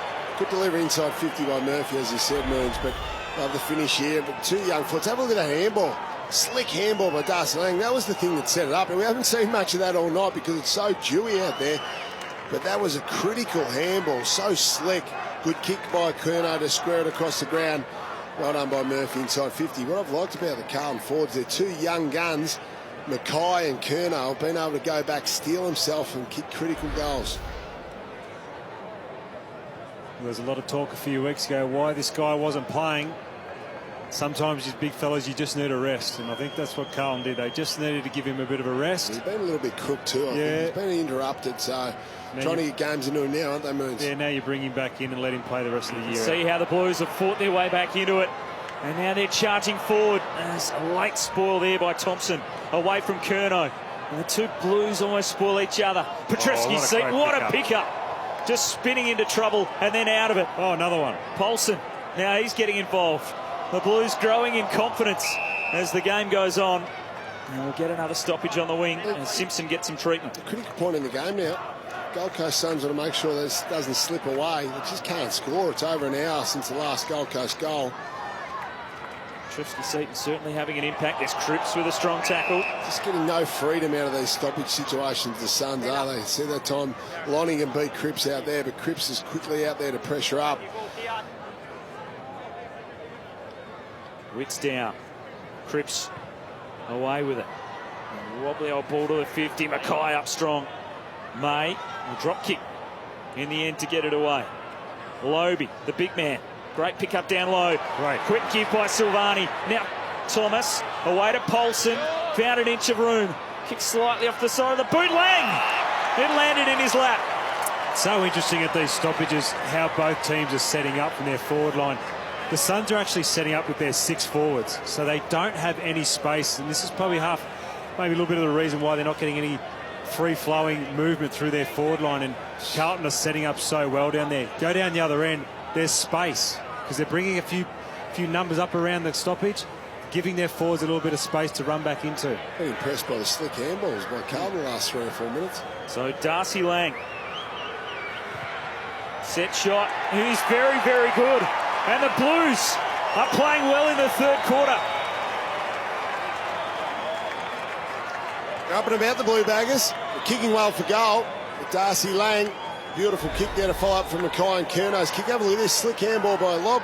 First up, gets it up, and then Jack Silvani again. The skills have been good in this third quarter. Carlton, like the look of them at the moment. Been very good around the stoppages. The Suns just not able to get any go for it. And I think now they're exiting the stoppage situation, the contest situation better. They're getting more numbers to where the footy is. Outworking the Suns. Cade Simpson back on the ground also. The right calf, he had a corky, so he's back on at halfback. So after the Suns kick the first 3, the Blues have kicked the next 6. And they're taking the game right up to them on the Gold Coast. And it's out of the middle. Brodie. Lonergan just able to get it clear. Simpson after it. Wrapped up now by Young. Carlton searching for just their second victory of the season. Holman tumbles one up to the 50. Byrne knocks it away. And it is over the line. David Swallow's been a big out. So that big body midfielder that's got speed and can get away outside the contest. He was knocked out in the first quarter. And since then, really, Carlton have been able to control the situations around the stoppages. Lions will win one here as he tumbles one inside 50 through the fingertips of Byrne. Bowes try to get it up towards Sexton. And now Harbrow on his backside. Spills clear again. Heron left it behind. Murphy. Miller right on his hammer. Tough footy to be won. And Sexton sees it to the line. Interesting forward setup now for the Suns with Wright now going into the ruck with Witts having a bit of a rest. They've gone all small down there at the moment with Bowes. He's basically playing as their full forward. They haven't kicked a goal since the first quarter, the Suns. After it again. Flicked out now to Brodie. Who sends it long. Bounce important, but it'll skid its way right across the face of the goals. I think it's time, Brownie, that they put a few more numbers, probably not around this stoppage. When the ball is up around the middle of the ground, you've got a stoppage. Probably at the Suns, you want some more numbers around there to open up that forward line a little bit at the moment. Right wrestling with Rowe. Miller, tackle without it. It'll be a free kick to Gold Coast and a big opportunity for them to get one back. This is a huge kick. It shows leadership potential. This man took Miller. Probably no greater opportunity than this one to go back. 45-degree angle. He really should kick this, but there'd be an enormous amount of pressure on him. He would realise the situation. Certainly how long since they've kicked the goal, which is over an hour.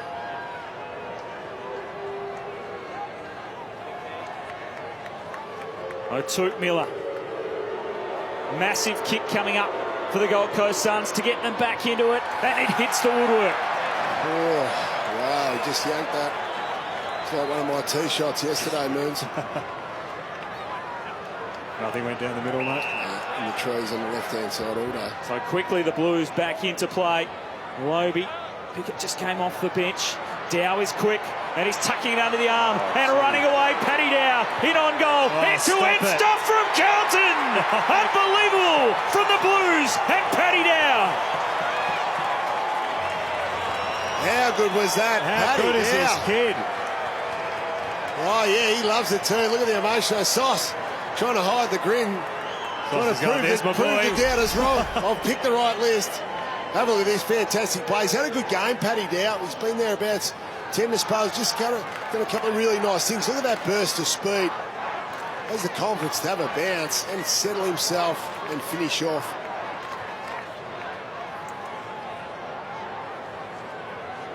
I love that. The celebrations, they all come in to support Paddy Dow. The younger players for Carlton, which we asked for the start of the game, Moons, they've all contributed. Cripps obviously sensational. Petruski-Seaton's had 20 disposals. Like the game of Wiedering, and Paddy Dow's been good as well. Here go the Blues again. Simpson sending them forward. Dow, who kicked the last one. Now Burns turned to tuck it under the arm, but he'll just retreat back. Lamb will go in short to Kennedy. Now they're up and about at the moment, Carlton. It's been a bleak season. There's been plenty of criticism over the last couple of weeks. But they're showing some spirit tonight. Here's O'Brien. Into the pocket, very wide, but just in the nick of time, Curnow arrives to mark it just inside the boundary. Enormous work rate from Curnow. Gets up the field, across, lateral. You know the job that Rory Thompson did on Buddy Franklin last week? Well, he's certainly outworked Rory tonight with his angles. And Charlie Curnow from 50. He opens up the angle. He strikes it well. It was maybe touched off the boot, and eventually it's seen over the line. I loved it too. Ed Curnow, his brother, come across to put on the block on Rory Thompson. Brothers looking after each other there. Well, we talk about work rate at the moment. There are 9 players for the Suns who haven't touched the ball this quarter, and only 3 from a Carlton point of view. They cannot get their hands on the ball. Or could kick in from Harbrow. Looks like okay momentarily for the Suns. Byrne almost stole it back. Now Miller. Howe. Monaghan back in there fighting for it. Trips had him wrapped up. Miller's after it. Weller. Joyce. And now Fiorini will send it wide. And Lamb just nudged Young underneath it. Showed better spirit tonight. The work rate's been better by Carlton, I think, Moons. Over last month have been disappointing. Only a percentage of 50% over last month of football, which is substandard even for a bottom side. Tonight they've been able to work really hard. They've stuck to their task, and then when the ball leaves these stoppage situations, there's been none better than Patrick Cripps, and a lot of the Carlton guys have jumped on his back. We know Cripps has been sensational all year, but tonight he's had some supporters who've come along and jumped on the train with him. He's been fantastic. He's a star. The competition, we know. He's had a tag as well. Lonergan's been on him for chunks of the night. Big numbers for a player that's had a backpack on him. Now he's contending with Stephen May. One out inside the 50 as Harbrow tumbles one forward through the hands of Powell. Out the back, Bose was waiting for it. The Suns desperately need a goal, and they find one. But again, I love the setup, and a little bit lucky there. Obviously the ball was dropped and it went through, came out the back. But I like the fact that they've gone with a smaller setup at the moment. Wright's back down there, but they've all pushed up the ground. Gave them all up around centre-half forward, so allowed that space out the back for that ball to come through, and Bose, beautiful little finish there. Yeah, kick it over the back, turn it into a running race. Good finish there by the young fellows back into the side for tonight.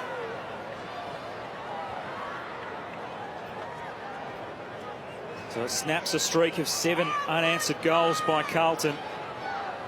The game's all about momentum, and it's what you do when you've got it, and it's how quickly you can get it back when you don't have it. And that might have just been the trigger for the Suns to get the momentum back their way. An important period as we start to tick towards three-quarter time.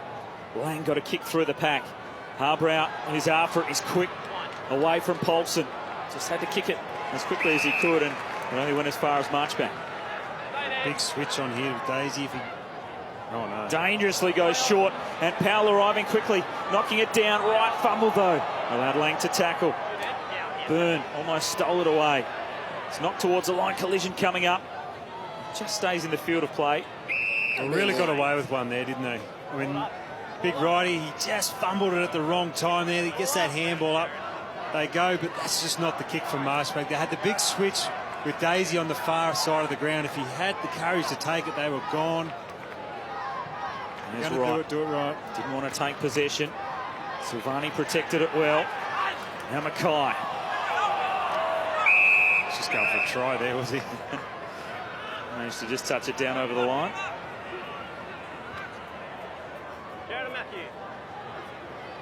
I even love Cripps at all these bandies throw-ins, Brown. He's always looking for body contact. Yeah. Even before the ball's been thrown in, he's looking to bump into somebody. Wits down. Murphy got it to Kennedy. Quickly up the wing. Fiorini lost it and then barrels in to lay a strong tackle. Silvani stood up and quickly sends it forward, but Joyce will intercept. Gold Coast Academy product. Is that one almost a dangerous collision there with Cripps arriving. Holman sandwiched. Kennedy quickly. Bounce. Critical here for Pickett, and he won it away from his man in Joyce. He crosses the 50, directing traffic, sends it in low. Curnow couldn't hold on. After it again, Pickett who follows up with the tackle. Great effort by Harbrow there. A smaller man against Charlie Curnow. He'd set him up really well at the lead. He was able to just get his fist in there. Fantastic play by the smaller defender.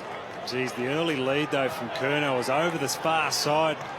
Pickett just had to put the ball on the boot over the top. It would have been an easy mark. He's in a dangerous spot again. Cripps attacking it. Pickett after it. He was looking for the free kick as he was tackled. And we'll get another stoppage. 5 minutes to go till three-quarter time. Blues taking it right up to the Suns here. Ruscatelli was tackled. Silvani. He soccers it through after spinning out of trouble. Bit of class there from Jack Silvani. This is exactly the spirit that every Carlton supporter's been dying to see all year. And a lot of people talking about this game that two bottom sides weren't going to get a great game. Mightn't be great skills, but we've got a close one, Brownie, and we're getting effort from a team that's been absolutely belted pillar to post from everybody, from the media, from supporters. That's what you want to see from your young boys. Just give you some hope for going into next year.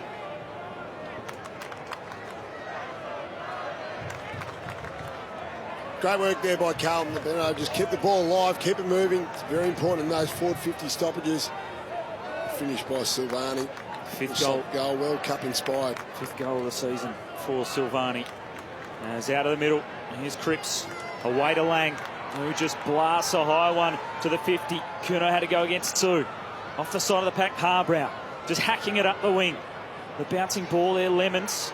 Ed Curnow, Lamb, and now Pickett. And they're wanting to run and stun at the moment, the Blues. And it's taken by Ed Curnow with a driving ball to the square. No whistle on the play. Charlie Curnow is barreled by Stephen May, who lets him know all about it as well. Lined him up from 5 metres away. The ball just bounced up enough for Curnow just to have to slow down. Lang coming to support his teammate. May's eyes just lit up. Oh, yes. Well, dangerous, Curnow. Sorry, to go. No, 100%. They're just dangerous, you mentioned. They're just the quick hands around a contest. Here you go, the Blues. Lang quickly. What's the most impressive, Dicko, has been their hands. They've been a lot cleaner than Gold Coast Suns. So the ball is still slippery. The juice hasn't gone away at half-time, but been very slick, quick hands. It's been able to free Carlton players up on the outside. Have a look at that tackle. Just a little bit of a scrub across the ear as well at the end of it. It's been good, though, Curnow, in this quarter. Down, here are the Blues again. It opens up for Matthew Wright, and Carlton have got another.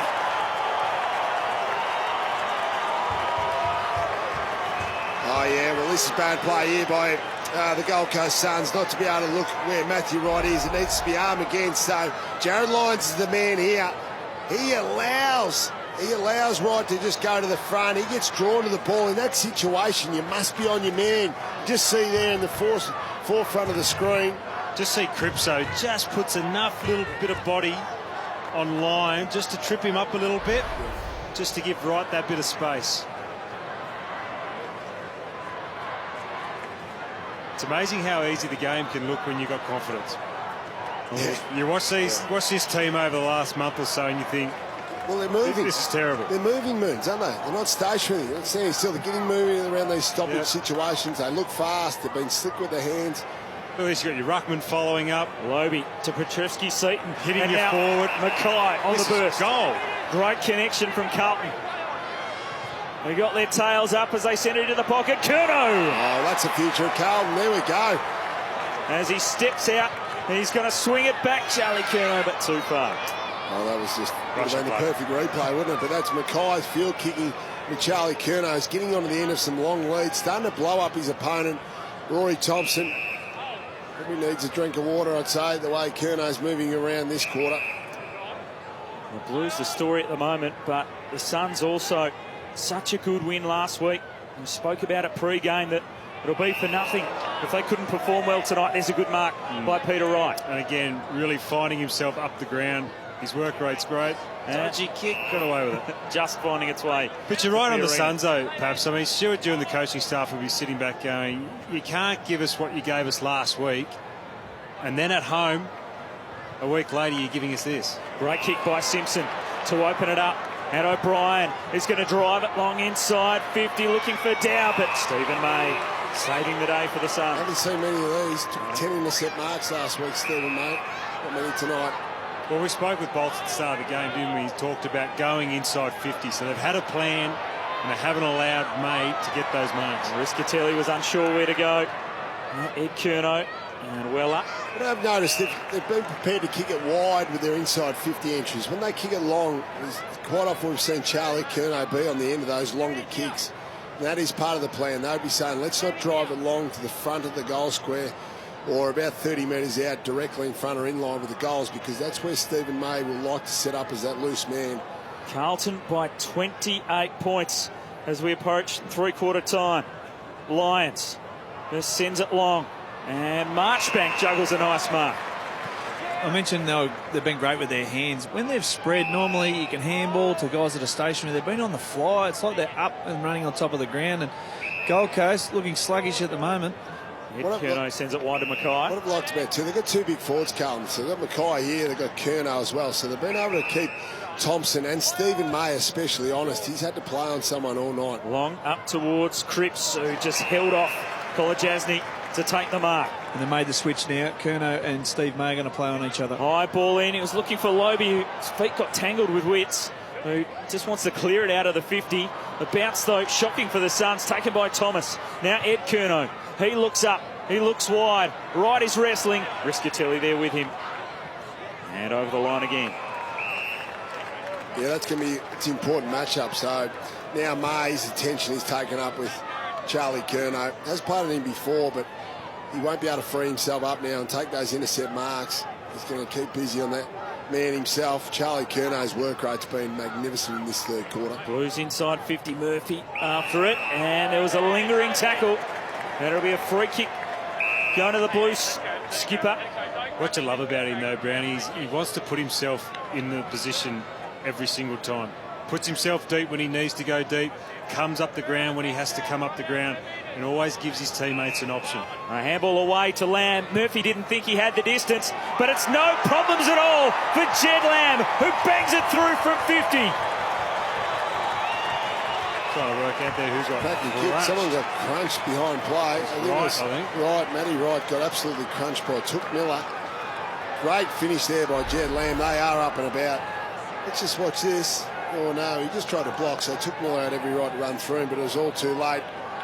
Well done by Jed Lamb. Now, aren't they starting to lurk, the Carlton defenders and the Carlton wingers? They're just working their way up the ground. They're wanting to join in the fun. Good finish there by Lamb. It's the greatest thing in football. Frustration by Stewie Jude. He's just can't take this. Yeah. Greatest thing in football is confidence. And when you've got it, it just goes straight through a team. And we're seeing it go straight through Carlton right now. And we're seeing the other way, where last week we saw the confidence in the Suns. Interesting. Look at all Carlton putting all their numbers behind the ball. It was only a minute to go, so that's obviously a set play. They only had three forwards in that centre bounce. That's good communication from a young team. Dow in there to try and win it. They don't want to go into three-quarter time, perhaps, and have a goal scored against them, a momentum breaker. It was a 2-point lead to the Suns at halftime. It's now the Blues by 34. They have dominated this third term as Ed Curnow sends it high to the 50. Bounce important for Petrevski-Seton. Wrapped up immediately by Rischitelli. O'Brien couldn't hang on to it. Weller tucks it under the arm, and look at him go. Plenty of speed from Lockie Weller with another bounce. Through the middle of the ground, he sends it long. One-on-one, Powell and Marchbank. Marchbank wins out, and the cavalry arrive for the Blues. Pretty good Marchbank. Lamb, O'Brien run down. Weller continued to go. Almost could have been given a free kick. Got to pay that, don't you? Ball sent out to half-back. Probably should have been a shot on goal for the Suns. Thought we had plenty of time there, Paddy Dow, to get rid of the ball, and it's a great tackle.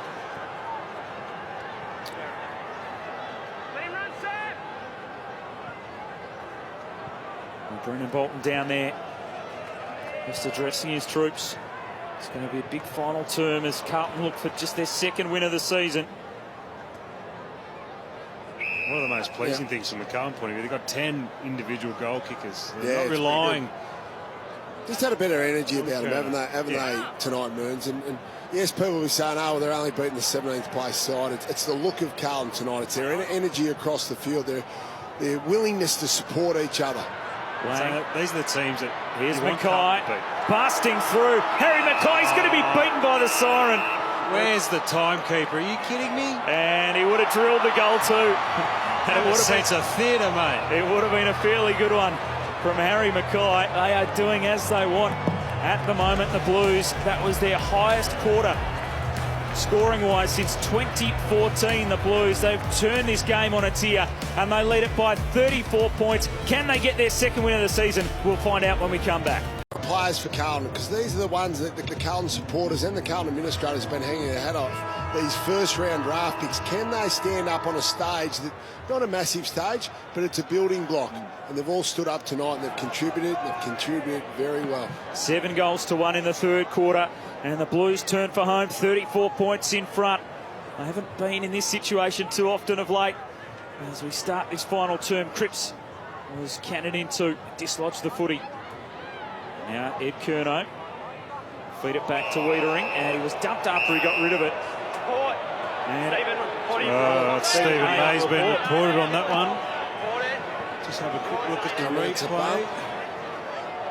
And they're all joining in now. I think that's a little bit of frustration from the skipper there. He can be prone. He's got Curnow high with a bump. Certainly going to be head high this one. Shoulder and head. So their ball is gone. Yeah, he makes contact with the jaw. Actually He's pushed in trouble. They pushed him forward for this last quarter too, Stephen May. Big hit there from the Sun skipper on Ed Curnow. Yeah, well, he's gone for that, I would have thought. Yeah. It's probably Ed Curnow's as tough as they come, but any contact to the head like that is frowned upon. And with that, had an alternative scenario. The ball is gone, comes up, makes contact with the jaw. And you'll see a little bit of trouble tomorrow from the MRO.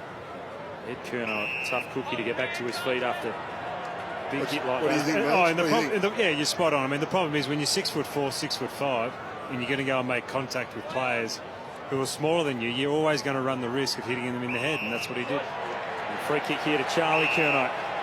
Looking forward to Carlton going on with this quarter. Sometimes when there's nothing to play for in terms of finals, you want to smell a little bit of blood. So hopefully Bolt said, don't take your foot off the throat this quarter. They've clearly set themselves for this one. Dominant third term has set it up. Long ball in, off hands. Powers rising in the pack. That kick by Sexton straight to the boundary line and deliberate. Had the play, but geez, you're unlucky, aren't you? Just got to get it out. No Gold Coast players in the vicinity. Not enough intent to keep it alive. So the Blues will go back inside 50 again. A lot of numbers back there. High ball goes in. Cripps, Mackay, they almost sport each other. Petrovski-Seton roving off the pack. And he was swamped at the last second. Dead there by Rischitelli. Murphy, was he taken high? Across to Dale Thomas. Didn't have too much time to think about it. Just got it on the boot. I think defenders for Carlton just sneaking down with a forward 50. They're sniffing an opportunity. We saw Jed Lamb kick a long one just before three-quarter time. That time, Daisy Thomas, he wants to get on the score sheet. Everyone's trying to get their piece of the pie. Well, the Blues keep it inside 50. Lobe, Witts there. Curnow attacking it. And now Lonergan wrapped up. That's all you need to do from a Carlton point of view. Just keep the ball in your half as long as you can. Putting pressure on, tackling, ball ups, whatever it takes. Just keep the ball down there. Take time off the clock. Puts more pressure on the Suns. Curnow. Miller. Tough for you to get out from underneath there. And what I've liked about tonight, Mearns, is they're inside 50s. They're up to 41 inside 50 so far early in the last quarter. So they're getting up to that 50 and beyond tonight. Just haven't given their forwards enough opportunity going inside 50. Tonight they have, especially after quarter time. Thompson. Wide for Lonergan. certainly Charlie Curnow is going to be a lot more appreciative of that. This is a state of the game where we're all talking about it's slow, stoppage after stoppage numbers. But if you're a Carlton fan right now, this is beautiful. Taking time off the clock, you don't care, you just want to see a win. They deserve a win tonight. This will be great for the footy club. Witt straight down the throat of Weller. And knocks it up the wing. Right. He started the game so well. Trying to get it out to Bowes. There's not much forward for the Suns. Up to meet at Simpson. And through the traffic he went. Now Byrne. Nice little sidestep. Quickly sent forward by Lobie. Tough one-on-one. Joyce was there with Wright. Miller. Bowes. Joyce. Weller. Now Sexton. Drilling the kick low. Off the fingertips of Rowe. May couldn't hang on. Wiedering. And feed it all the way back to Simpson. And can try and set them up again. And go wide for Rowe. Whoops. Bubbling up off the chest. And just hacked forward again. It should be a boundary throw in and will be. Interesting moves throwing May up forward, Brownie. I like the fact that they've tried it. They haven't been able to take a mark inside 50. A really good contested mark. Well, Peter Wright's been good. It was good early, wasn't he? The first quarter, he kicked 2 straight. Nice hit out down to Lyons. Ball goes in, Wiedering. Away. Byrne didn't make any contact as he tried to kick it away. The Suns are appealing for a free kick. And he has been getting most of his marks now up the ground, Righto. Rowe's really clamped down on him, especially after quarter time, inside 50. Yeah, just haven't got inside 50 enough. They're only 32 for the match. Witts, Miller, caught between a couple. Fiorini fed it through. Lyons kept his feet. Oh, Falcon there for May. Bowes already kicked one in the match. He tried the check side and out of bounds on the full. Dale Thomas getting some patchwork done. And the knee restrapped. It was a late withdrawal last week. The knee problem. And you can see there, he's just got a bit of cushioning on the top of the kneecap. So just trying to protect the top there. He's had a guard on that all night. And Sticko, ball long out to halfback. Mackay almost in the pack. There's Weller. I heard the voice, but missed the target. I like the way Mackay's extended up at the football at times tonight, Moons. Tall man, 6'6", but you need to be able to play tall and use your height, and he's been able to extend to the highest point tonight. Hasn't had huge numbers, only 7 disposals. He's kicked the goal though, but he's been able to draw a defender with him. Well, now with May going down forward, this is where you'd love to see him just clunk a couple in this last quarter. Kennedy playing on Colajasny here, with nice intercept mark. But this is where you'd like to see, take Colajasny a little bit deeper, put him under pressure, maybe take a big couple marks. Colajasny long up towards Witts. Knocked down. Plenty of numbers at the fall of the ball. Sexton. He spotted the unguarded goal square, so he just bangs it long, but it's across the face. Can they just get a couple of the Suns to put a bit of scoreboard pressure on? Yeah, hasn't been able to hit the scoreboard tonight, perhaps after kicking 3 last week. He only kicked 2 points. Aaron Young, the other man, he kicked 4 goals last week against the Swans. He hasn't been able to trouble a scorer at all. Only the 7 disposals. Doesn't look like it to me now. Cripps got a shove. An advantage will be paid. Ed Curnow. Now it's the run of Kennedy. Pretty open up the field. They'll just play the numbers game here. Back for Kennedy again. And he sends it up towards the 50. Paulson was the target. Over his head, Silvani snatched at it. As did Weller. Silvani still working hard. Dragged off it by Harbrow, but he was being held without it. Interesting one. Is that the right He was call over the here? top of the ball. Thought he had the ball Underneath virtually him. in his control. It's an interesting one, isn't it? Again, Kennedy, much better with the hands there, run and carry. But then when he was out, just keep running. You didn't have to kick that ball inside 50. He could have kept running, even had a shot himself, or just waited for a better option to present itself. The Suns trying to find a way back into the game. Blues really could have pressed on with it with a straight kick there. In fact, missing everything. Yeah, not a great kick there by Jack. Disappointed with that. I'm not sure if it was a free kick. He was just hovered over the football.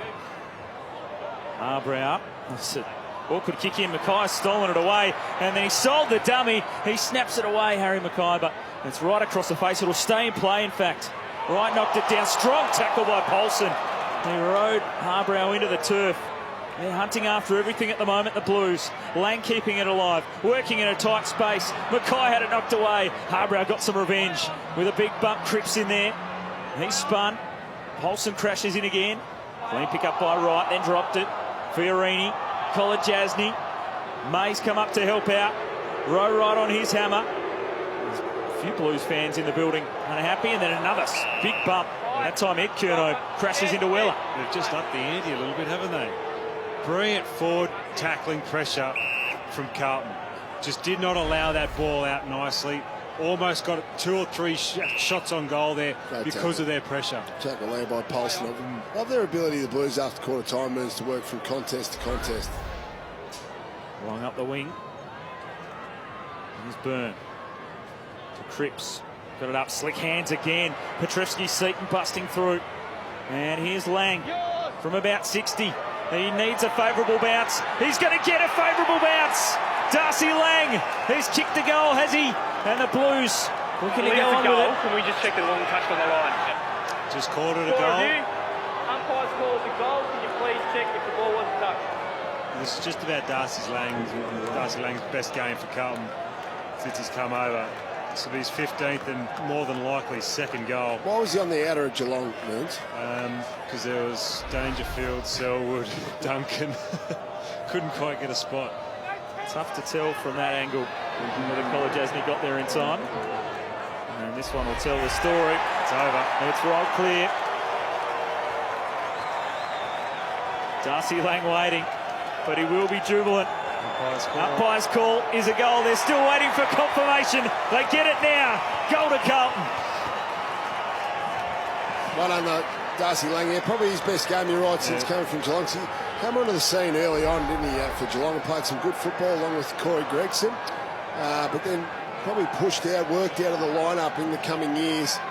Now trying to find a spot on the Carlton list. That was clearly over the line there. Good replay there with our goal line cameras. It's been an even contribution by all the Carlton players. No, look, I'm a big fan of Darcy Lang's, and I think he might have gone top 20, top 15 in the draft, so got a lot of talent. He's always going to take a little bit of time, but I think Carlton are going to get the best out of him. It's been a tough road for the Blues in recent times. Wins have been tough to come by, and they're trying to cash in now. Curnow was out to meet it. Silvani, he left it behind in the end. Still going. Fighting against 2 or 3. Still got it locked underneath. Scrapping after it. Brodie. His clearing kick was touched. Cripps has to keep it moving. Try to get it across to Lamb. At the feet, a few players there. Is Lobie, Witts, Lamb in there again. And finally get the stoppage. Work rate's been terrific tonight. Carlton players. Patrick Cripps been magnificent. 32 disposals. Well, he and Murphy, 32 and 29 between them. Ed Curnow, 26. That should have been kicking danger against Witts. Not paid as Lemons contest. sends it long. May in the one-on-one. Wiedering there as well. He halved it initially. May still going, was a little too strong for him, then fumbled. Trying to go off the deck into the post. Just about broke the post, Lee Matthews style. One thing you won't see for the people at home is the instructions across the ground. They've just been really confident in their instructions to the Carlton players. So big one for the young fellas on the field getting some instruction. As Paddy Cripps just limping off here at the moment, and they're telling him to go back on. So well and truly in control of this game. You don't want him injured at any stage. Just spot on though, Dicko, and I'll come back to you in a second. There's Lang again, breaking through the traffic, and Curnow drills it in low. Lobie was waiting for it. The battle of the ruckman down there. He wanted him to come back at him. But you're right, one of the last things to get right, and the hardest things to get right when you're a group and a young group, is the communication, Brownie. And when you get that right, you know you're on the right path. Bowes up the wing. Right. Rowe almost trying to claim it. Thomas. It's hard enough to look after your own game, let alone trying to sort everyone else while you're out on the ground. And when you do that as a team, it's the greatest feeling in the world when you can actually get it right. And it's the organisation. I spoke about it just after quarter time. They said it's going to be a contested game. They organised themselves around the stoppage, and they just played it on their terms. So big tick to Carlton. Clever stuff from Dale Thomas, just stepping around the man on the mark. Found Lang, who's only getting busier. Now Murphy, diving low was Silvani. He saw after that. Himself out there. Yeah, he's hit his head. He was desperate after it. He's up now. There's the tumbling ball out. Wiedering's there. May was lining him up again. Up the wing, Murphy let it go behind and tried to tunnel ball it out the back. And he hacks it up the line and gains an extra 10-15 metres. Tell me... Shades of his dad, wasn't it? I was going to say, tell me this didn't look like the old man just diving for a big chest mark. Yeah. That had sauce written all over it. Sauce in the stands tonight was the list boss for Carlton. Lucky he didn't knock himself out. Unfortunately, his face planted on that one. Lions. There he is, the man, Stephen Suwani. Brody to the 50. Powell floating in. It's good to see for the Carlton supporters tonight. Carlton, the people around Carlton, the coach, Stephen Silvani, the president, they've been on the hot seat in the last few weeks. They've had to do a lot of media interviews to try and keep the Wolves at bay, really, especially in Melbourne. They've handled it really well. They've stuck to their guns. Tonight, the players have responded, been a hell of a lot better because they were absolutely woeful last week against Hawthorn in that first quarter, Carlton. So tonight their work rate's been a hell of a lot better, been able to work from contest to contest, and gradually they've built confidence throughout the night, Moons. Now they are up and about and clearly ahead on the scoreboard. There's a couple of losses as well to the Lions and St Kilda in the weeks before that put a lot of pressure on. And beaten badly. Well, even the first quarter tonight, I mean, 3-3 to 1-2. And Sexton with a flying shot towards goal, and that hits the post as well. 3-3 to 1-2. I mean, even then you thought to yourself, the Suns are going to kick away here. Just it didn't look great in that first quarter for Carlton. So then to turn it around after quarter time again, you want to see signs, communication, maturity, whatever it is. We've seen plenty of signs tonight for a Carlton fan. Simpson long. The hands of Kennedy. Murphy, Dow. He kicked such a great goal in that third quarter, Paddy Dow. And now Lang. Paddy Dow, what's he up to? 13 disposals. Just done 3 or 4 exciting things, perhaps, hasn't he? It's sort of make you stand up and take notice. Just as a football watcher and go, yep, this kid's got it. He's going to be something special. As is Charlie Curnow. Well, we know this man's going to be special. His His work work rate's rate, unbelievable, isn't it, Moons? He called it early, Brownie, in that second, probably from the second quarter onwards, but in particular that third quarter, his work rate was phenomenal. Kai flew at that one into the back of Riscatelli. It's now with Thompson. And he's not going to get the reward on the goal his goal sheet for it. For encroaching into the protected area. But what we have seen tonight is just a man who just wants to work and work for his teammates. Yeah. But my daughter's got his poster on her bedroom wall as well. So that breaks my heart as an old Lions man.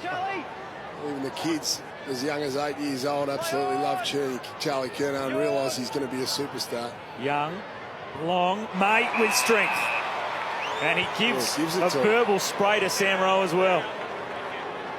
He's had a bit of everything tonight, Stephen May. He's had some willing contests. He's on report. Now he's playing forward. I love this bloke. I love the way he plays. I mean, he's a great competitor. Fantastic captain for his club. He can cross the line at times, I know that. But he'll give you heart and soul to his football club. Saw his passion after the win last week. He's been a bit frustrated tonight. And but he's he kicks a goal there. He's just looking for a bit of a blue now. He's had a frustrating night watching his side come off a really good win, have a really poor performance tonight. He's angry tonight. It's good body use, early contact, smart, and that's key forward 101 there. It's not a free kick and then gives him a mouthful. Has the confidence give him a mouthful even before he goes back and kicks the shot. And then goes again. Yeah, it's frustration coming out tonight.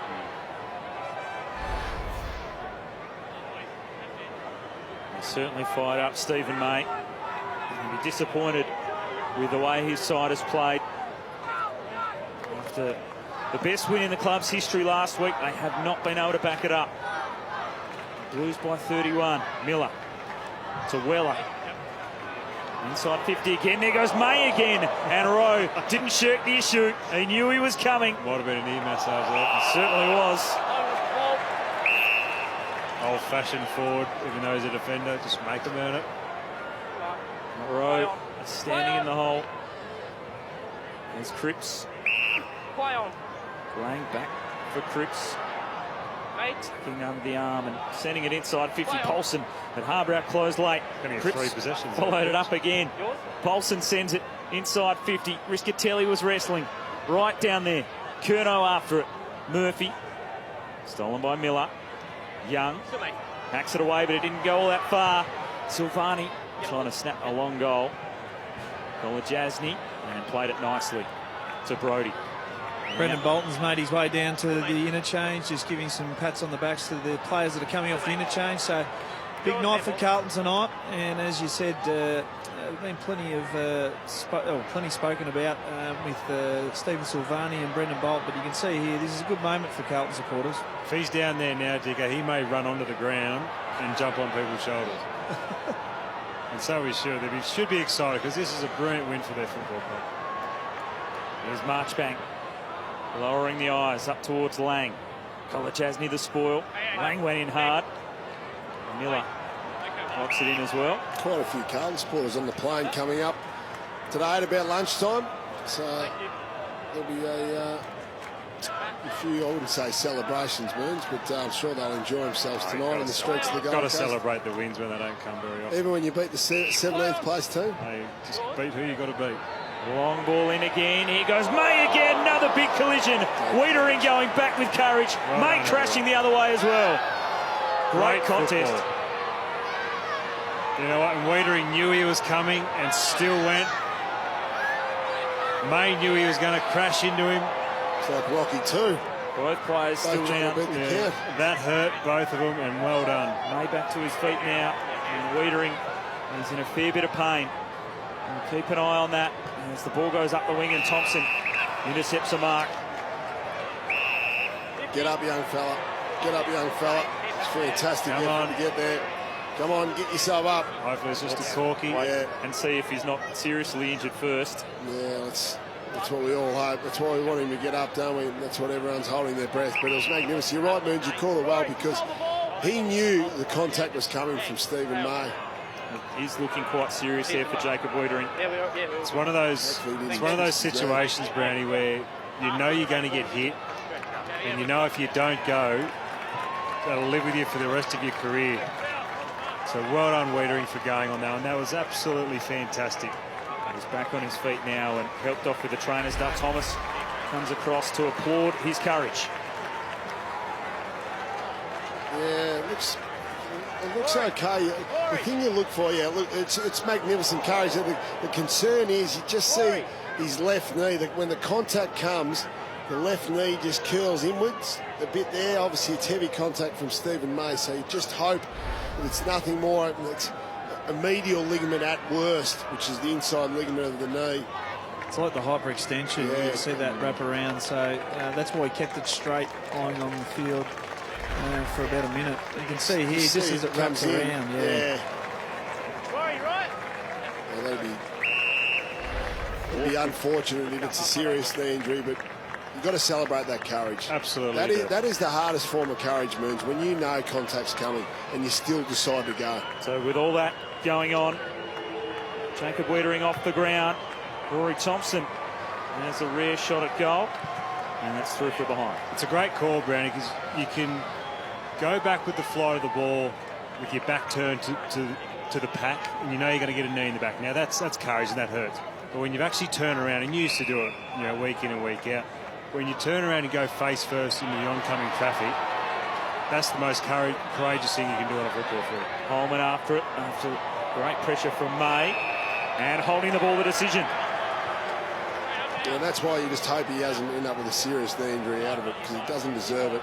No one ever deserves serious knee injury, but certainly not after a courageous act like that. They'll go in and check him out now. They'll do the test. It was shaping as such a positive night for the Blues, but that might be a real sour note on what will be their second victory of the season. Well, the move forward for Stephen May has certainly worked. He hasn't missed down there. If Stuart Dew wanted to take a little bit of pain out of tonight. He's done a bit of everything tonight in this last quarter, hasn't he, Dicko? Young. Spinning the tackle by Byrne. And then kicking into the back of the head of Lyons was Fiorini. Riscatelli.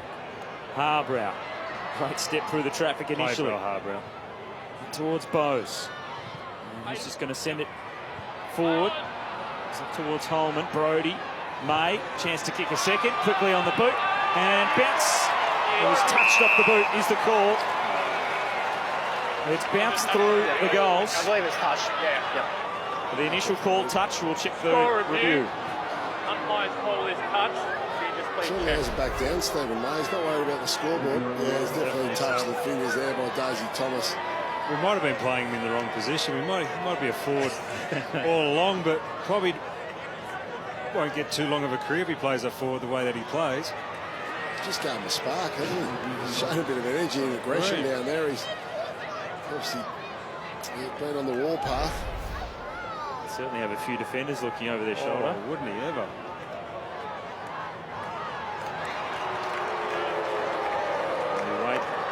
See Daisy here, he's telling all the players, he's trying to push them out to this side. He's saying, everyone get out this side. There's been talk of an extended goal square next year, Moons. You'd love to see Daisy Thomas at the end of an extended goal square. Not sure Benny Graham would be happy about that one. No. Not sure if Daisy would still make the 50. I think you'd go for there'd be more and more players going for the torpedo, trying to clear the centre circle, wouldn't he? That's been one of the mooted rule changes. The goal square going from 9 metres out to 18 metres, just to allow the defenders to kick it further into the field after a behind. It's Fiorini. Bowes. A little windy off the ground. The kick from Cripps was touched. What do you think about an extended goal square, Moons? Yeah, I'm not sure about it, Brownie, to be honest. Look, I know the thinking behind it, but once we do get it behind and we see the short kick into the boundary line, it's just a perfect opportunity for the opposition just to squeeze up and keep you in. So I can absolutely see why they are talking about it. I'm still a bit of a fan of, if they are going to do things, of actually maybe looking at a bit of a zone type thing, pulling back a couple of forwards, back inside 50. In these situations, these stoppage situations, not just centre bounces. No, not just centre bounces. This situation right now, I'd like to see maybe 2 or 3 pairs back to create huge space through the middle of the ground. So a free kick paid in the ruck, or maybe off the ball. It's going to go the way of Dow. I miss seeing the lead up forward. You know, the way that you and I used to love to play. We used to love lead up football. It's something that we don't get to see a lot now with our key forwards. Great mark taken by Curnow. Battling against a couple. So just 4 minutes to go. And such a strong performance by the Blues, particularly after quarter time. Long ball in. Bowes stood tall. Ed Curnow had it ripped away. Bowes, Joyce, Harbrow. High up and under. Won't be the victory in his milestone game he was hoping for. Jared Harbrow. 150th tonight. Short ball in now to Lang. Yes, the Blues highest goal kicker tonight with 2.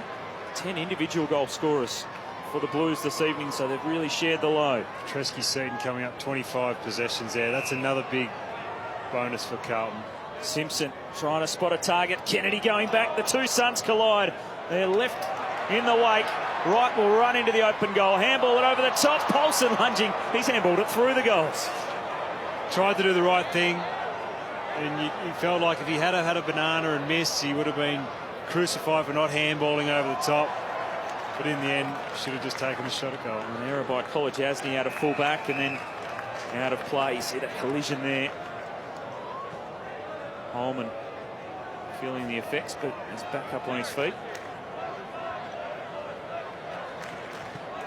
Well, Jacob Wiedering, we know, hurt his left knee in a collision. Well, Charlie Curnow's just gone down with the left shoulder here in front of me about a minute ago. So I'll keep you updated with that. Only 3 minutes to go, so just getting some assessment on them.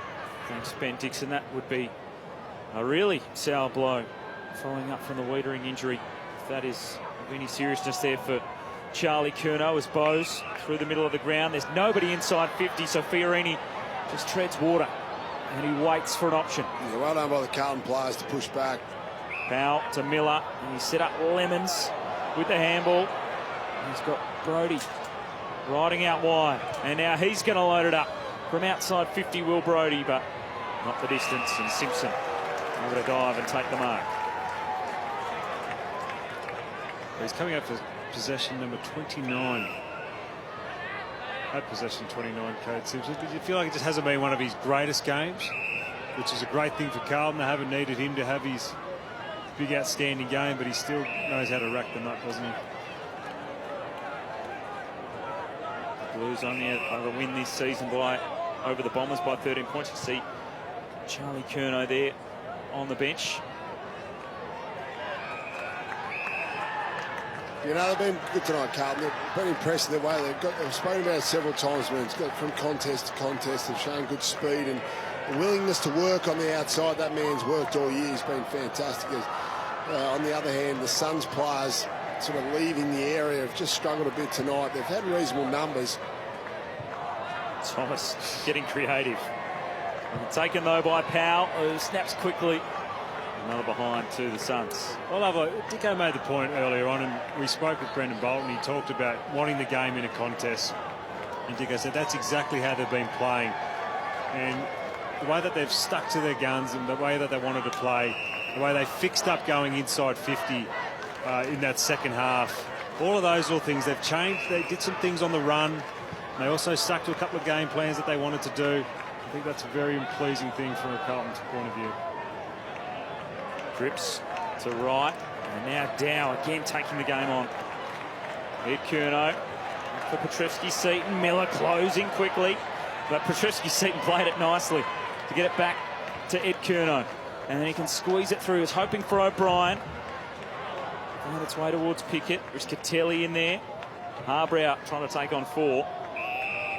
And inside the last minute here at Metricon. It's been a contested game, 152 to 153, so we've seen a lot of big collisions tonight. And you can see the boys now getting very tired. Yeah, the goal kicking for the Suns moons, that's been the query, hasn't it? Well, that's been the problem, really. 5 goals, 14, and can't underestimate that stat, as we know, especially in that second quarter. Young, one off the side of his boot. Out of bounds on the full. There's Jacob Wiedering. Thumbs up. It's great news. Hopefully it's just a big corky. That's a really good sign. A thumbs up from Jacob Wiedering after that heavy knock to his knee in the collision with Stephen May. Thomas was looking for the free kick there with Fiorini playing the tackle. So just seconds remaining in this one. A lot of Blues fans in the building. Yep. Certainly going to enjoy it. Looking for positives in the last month. They've got 3 games at their home ground, the Etihad Stadium, so Carlton supporters will be willing to come along and just see these younger players especially showing glimpses, they're showing signs, and tonight we've seen it from many of those younger players. Cripps tumbles one inside 50. Harbrow overran it. Kolajasny in there fighting for it. Harbrow goes back in again. Dow laid the tackle, and he's going to win a free kick for holding the ball. Sweet relief for the Blues. A drought-breaking win as they bust through for their second victory of the season. The boys are too busy celebrating. He's going to have a shot on goal. Well, the PA announcer has gone a bit early as well. Might help Paddy Dow with the kick with the Blues. Carlton supporter. You never want to give up a shot on goal, though, do you? The Blues theme song ringing in his ears. And it's still going with the Carlton faithful. Well, stop the music. Chanting it. And Paddy Dow for a bit more icing on the cake. He sends it straight through the middle. And it is jubilation for the Blues.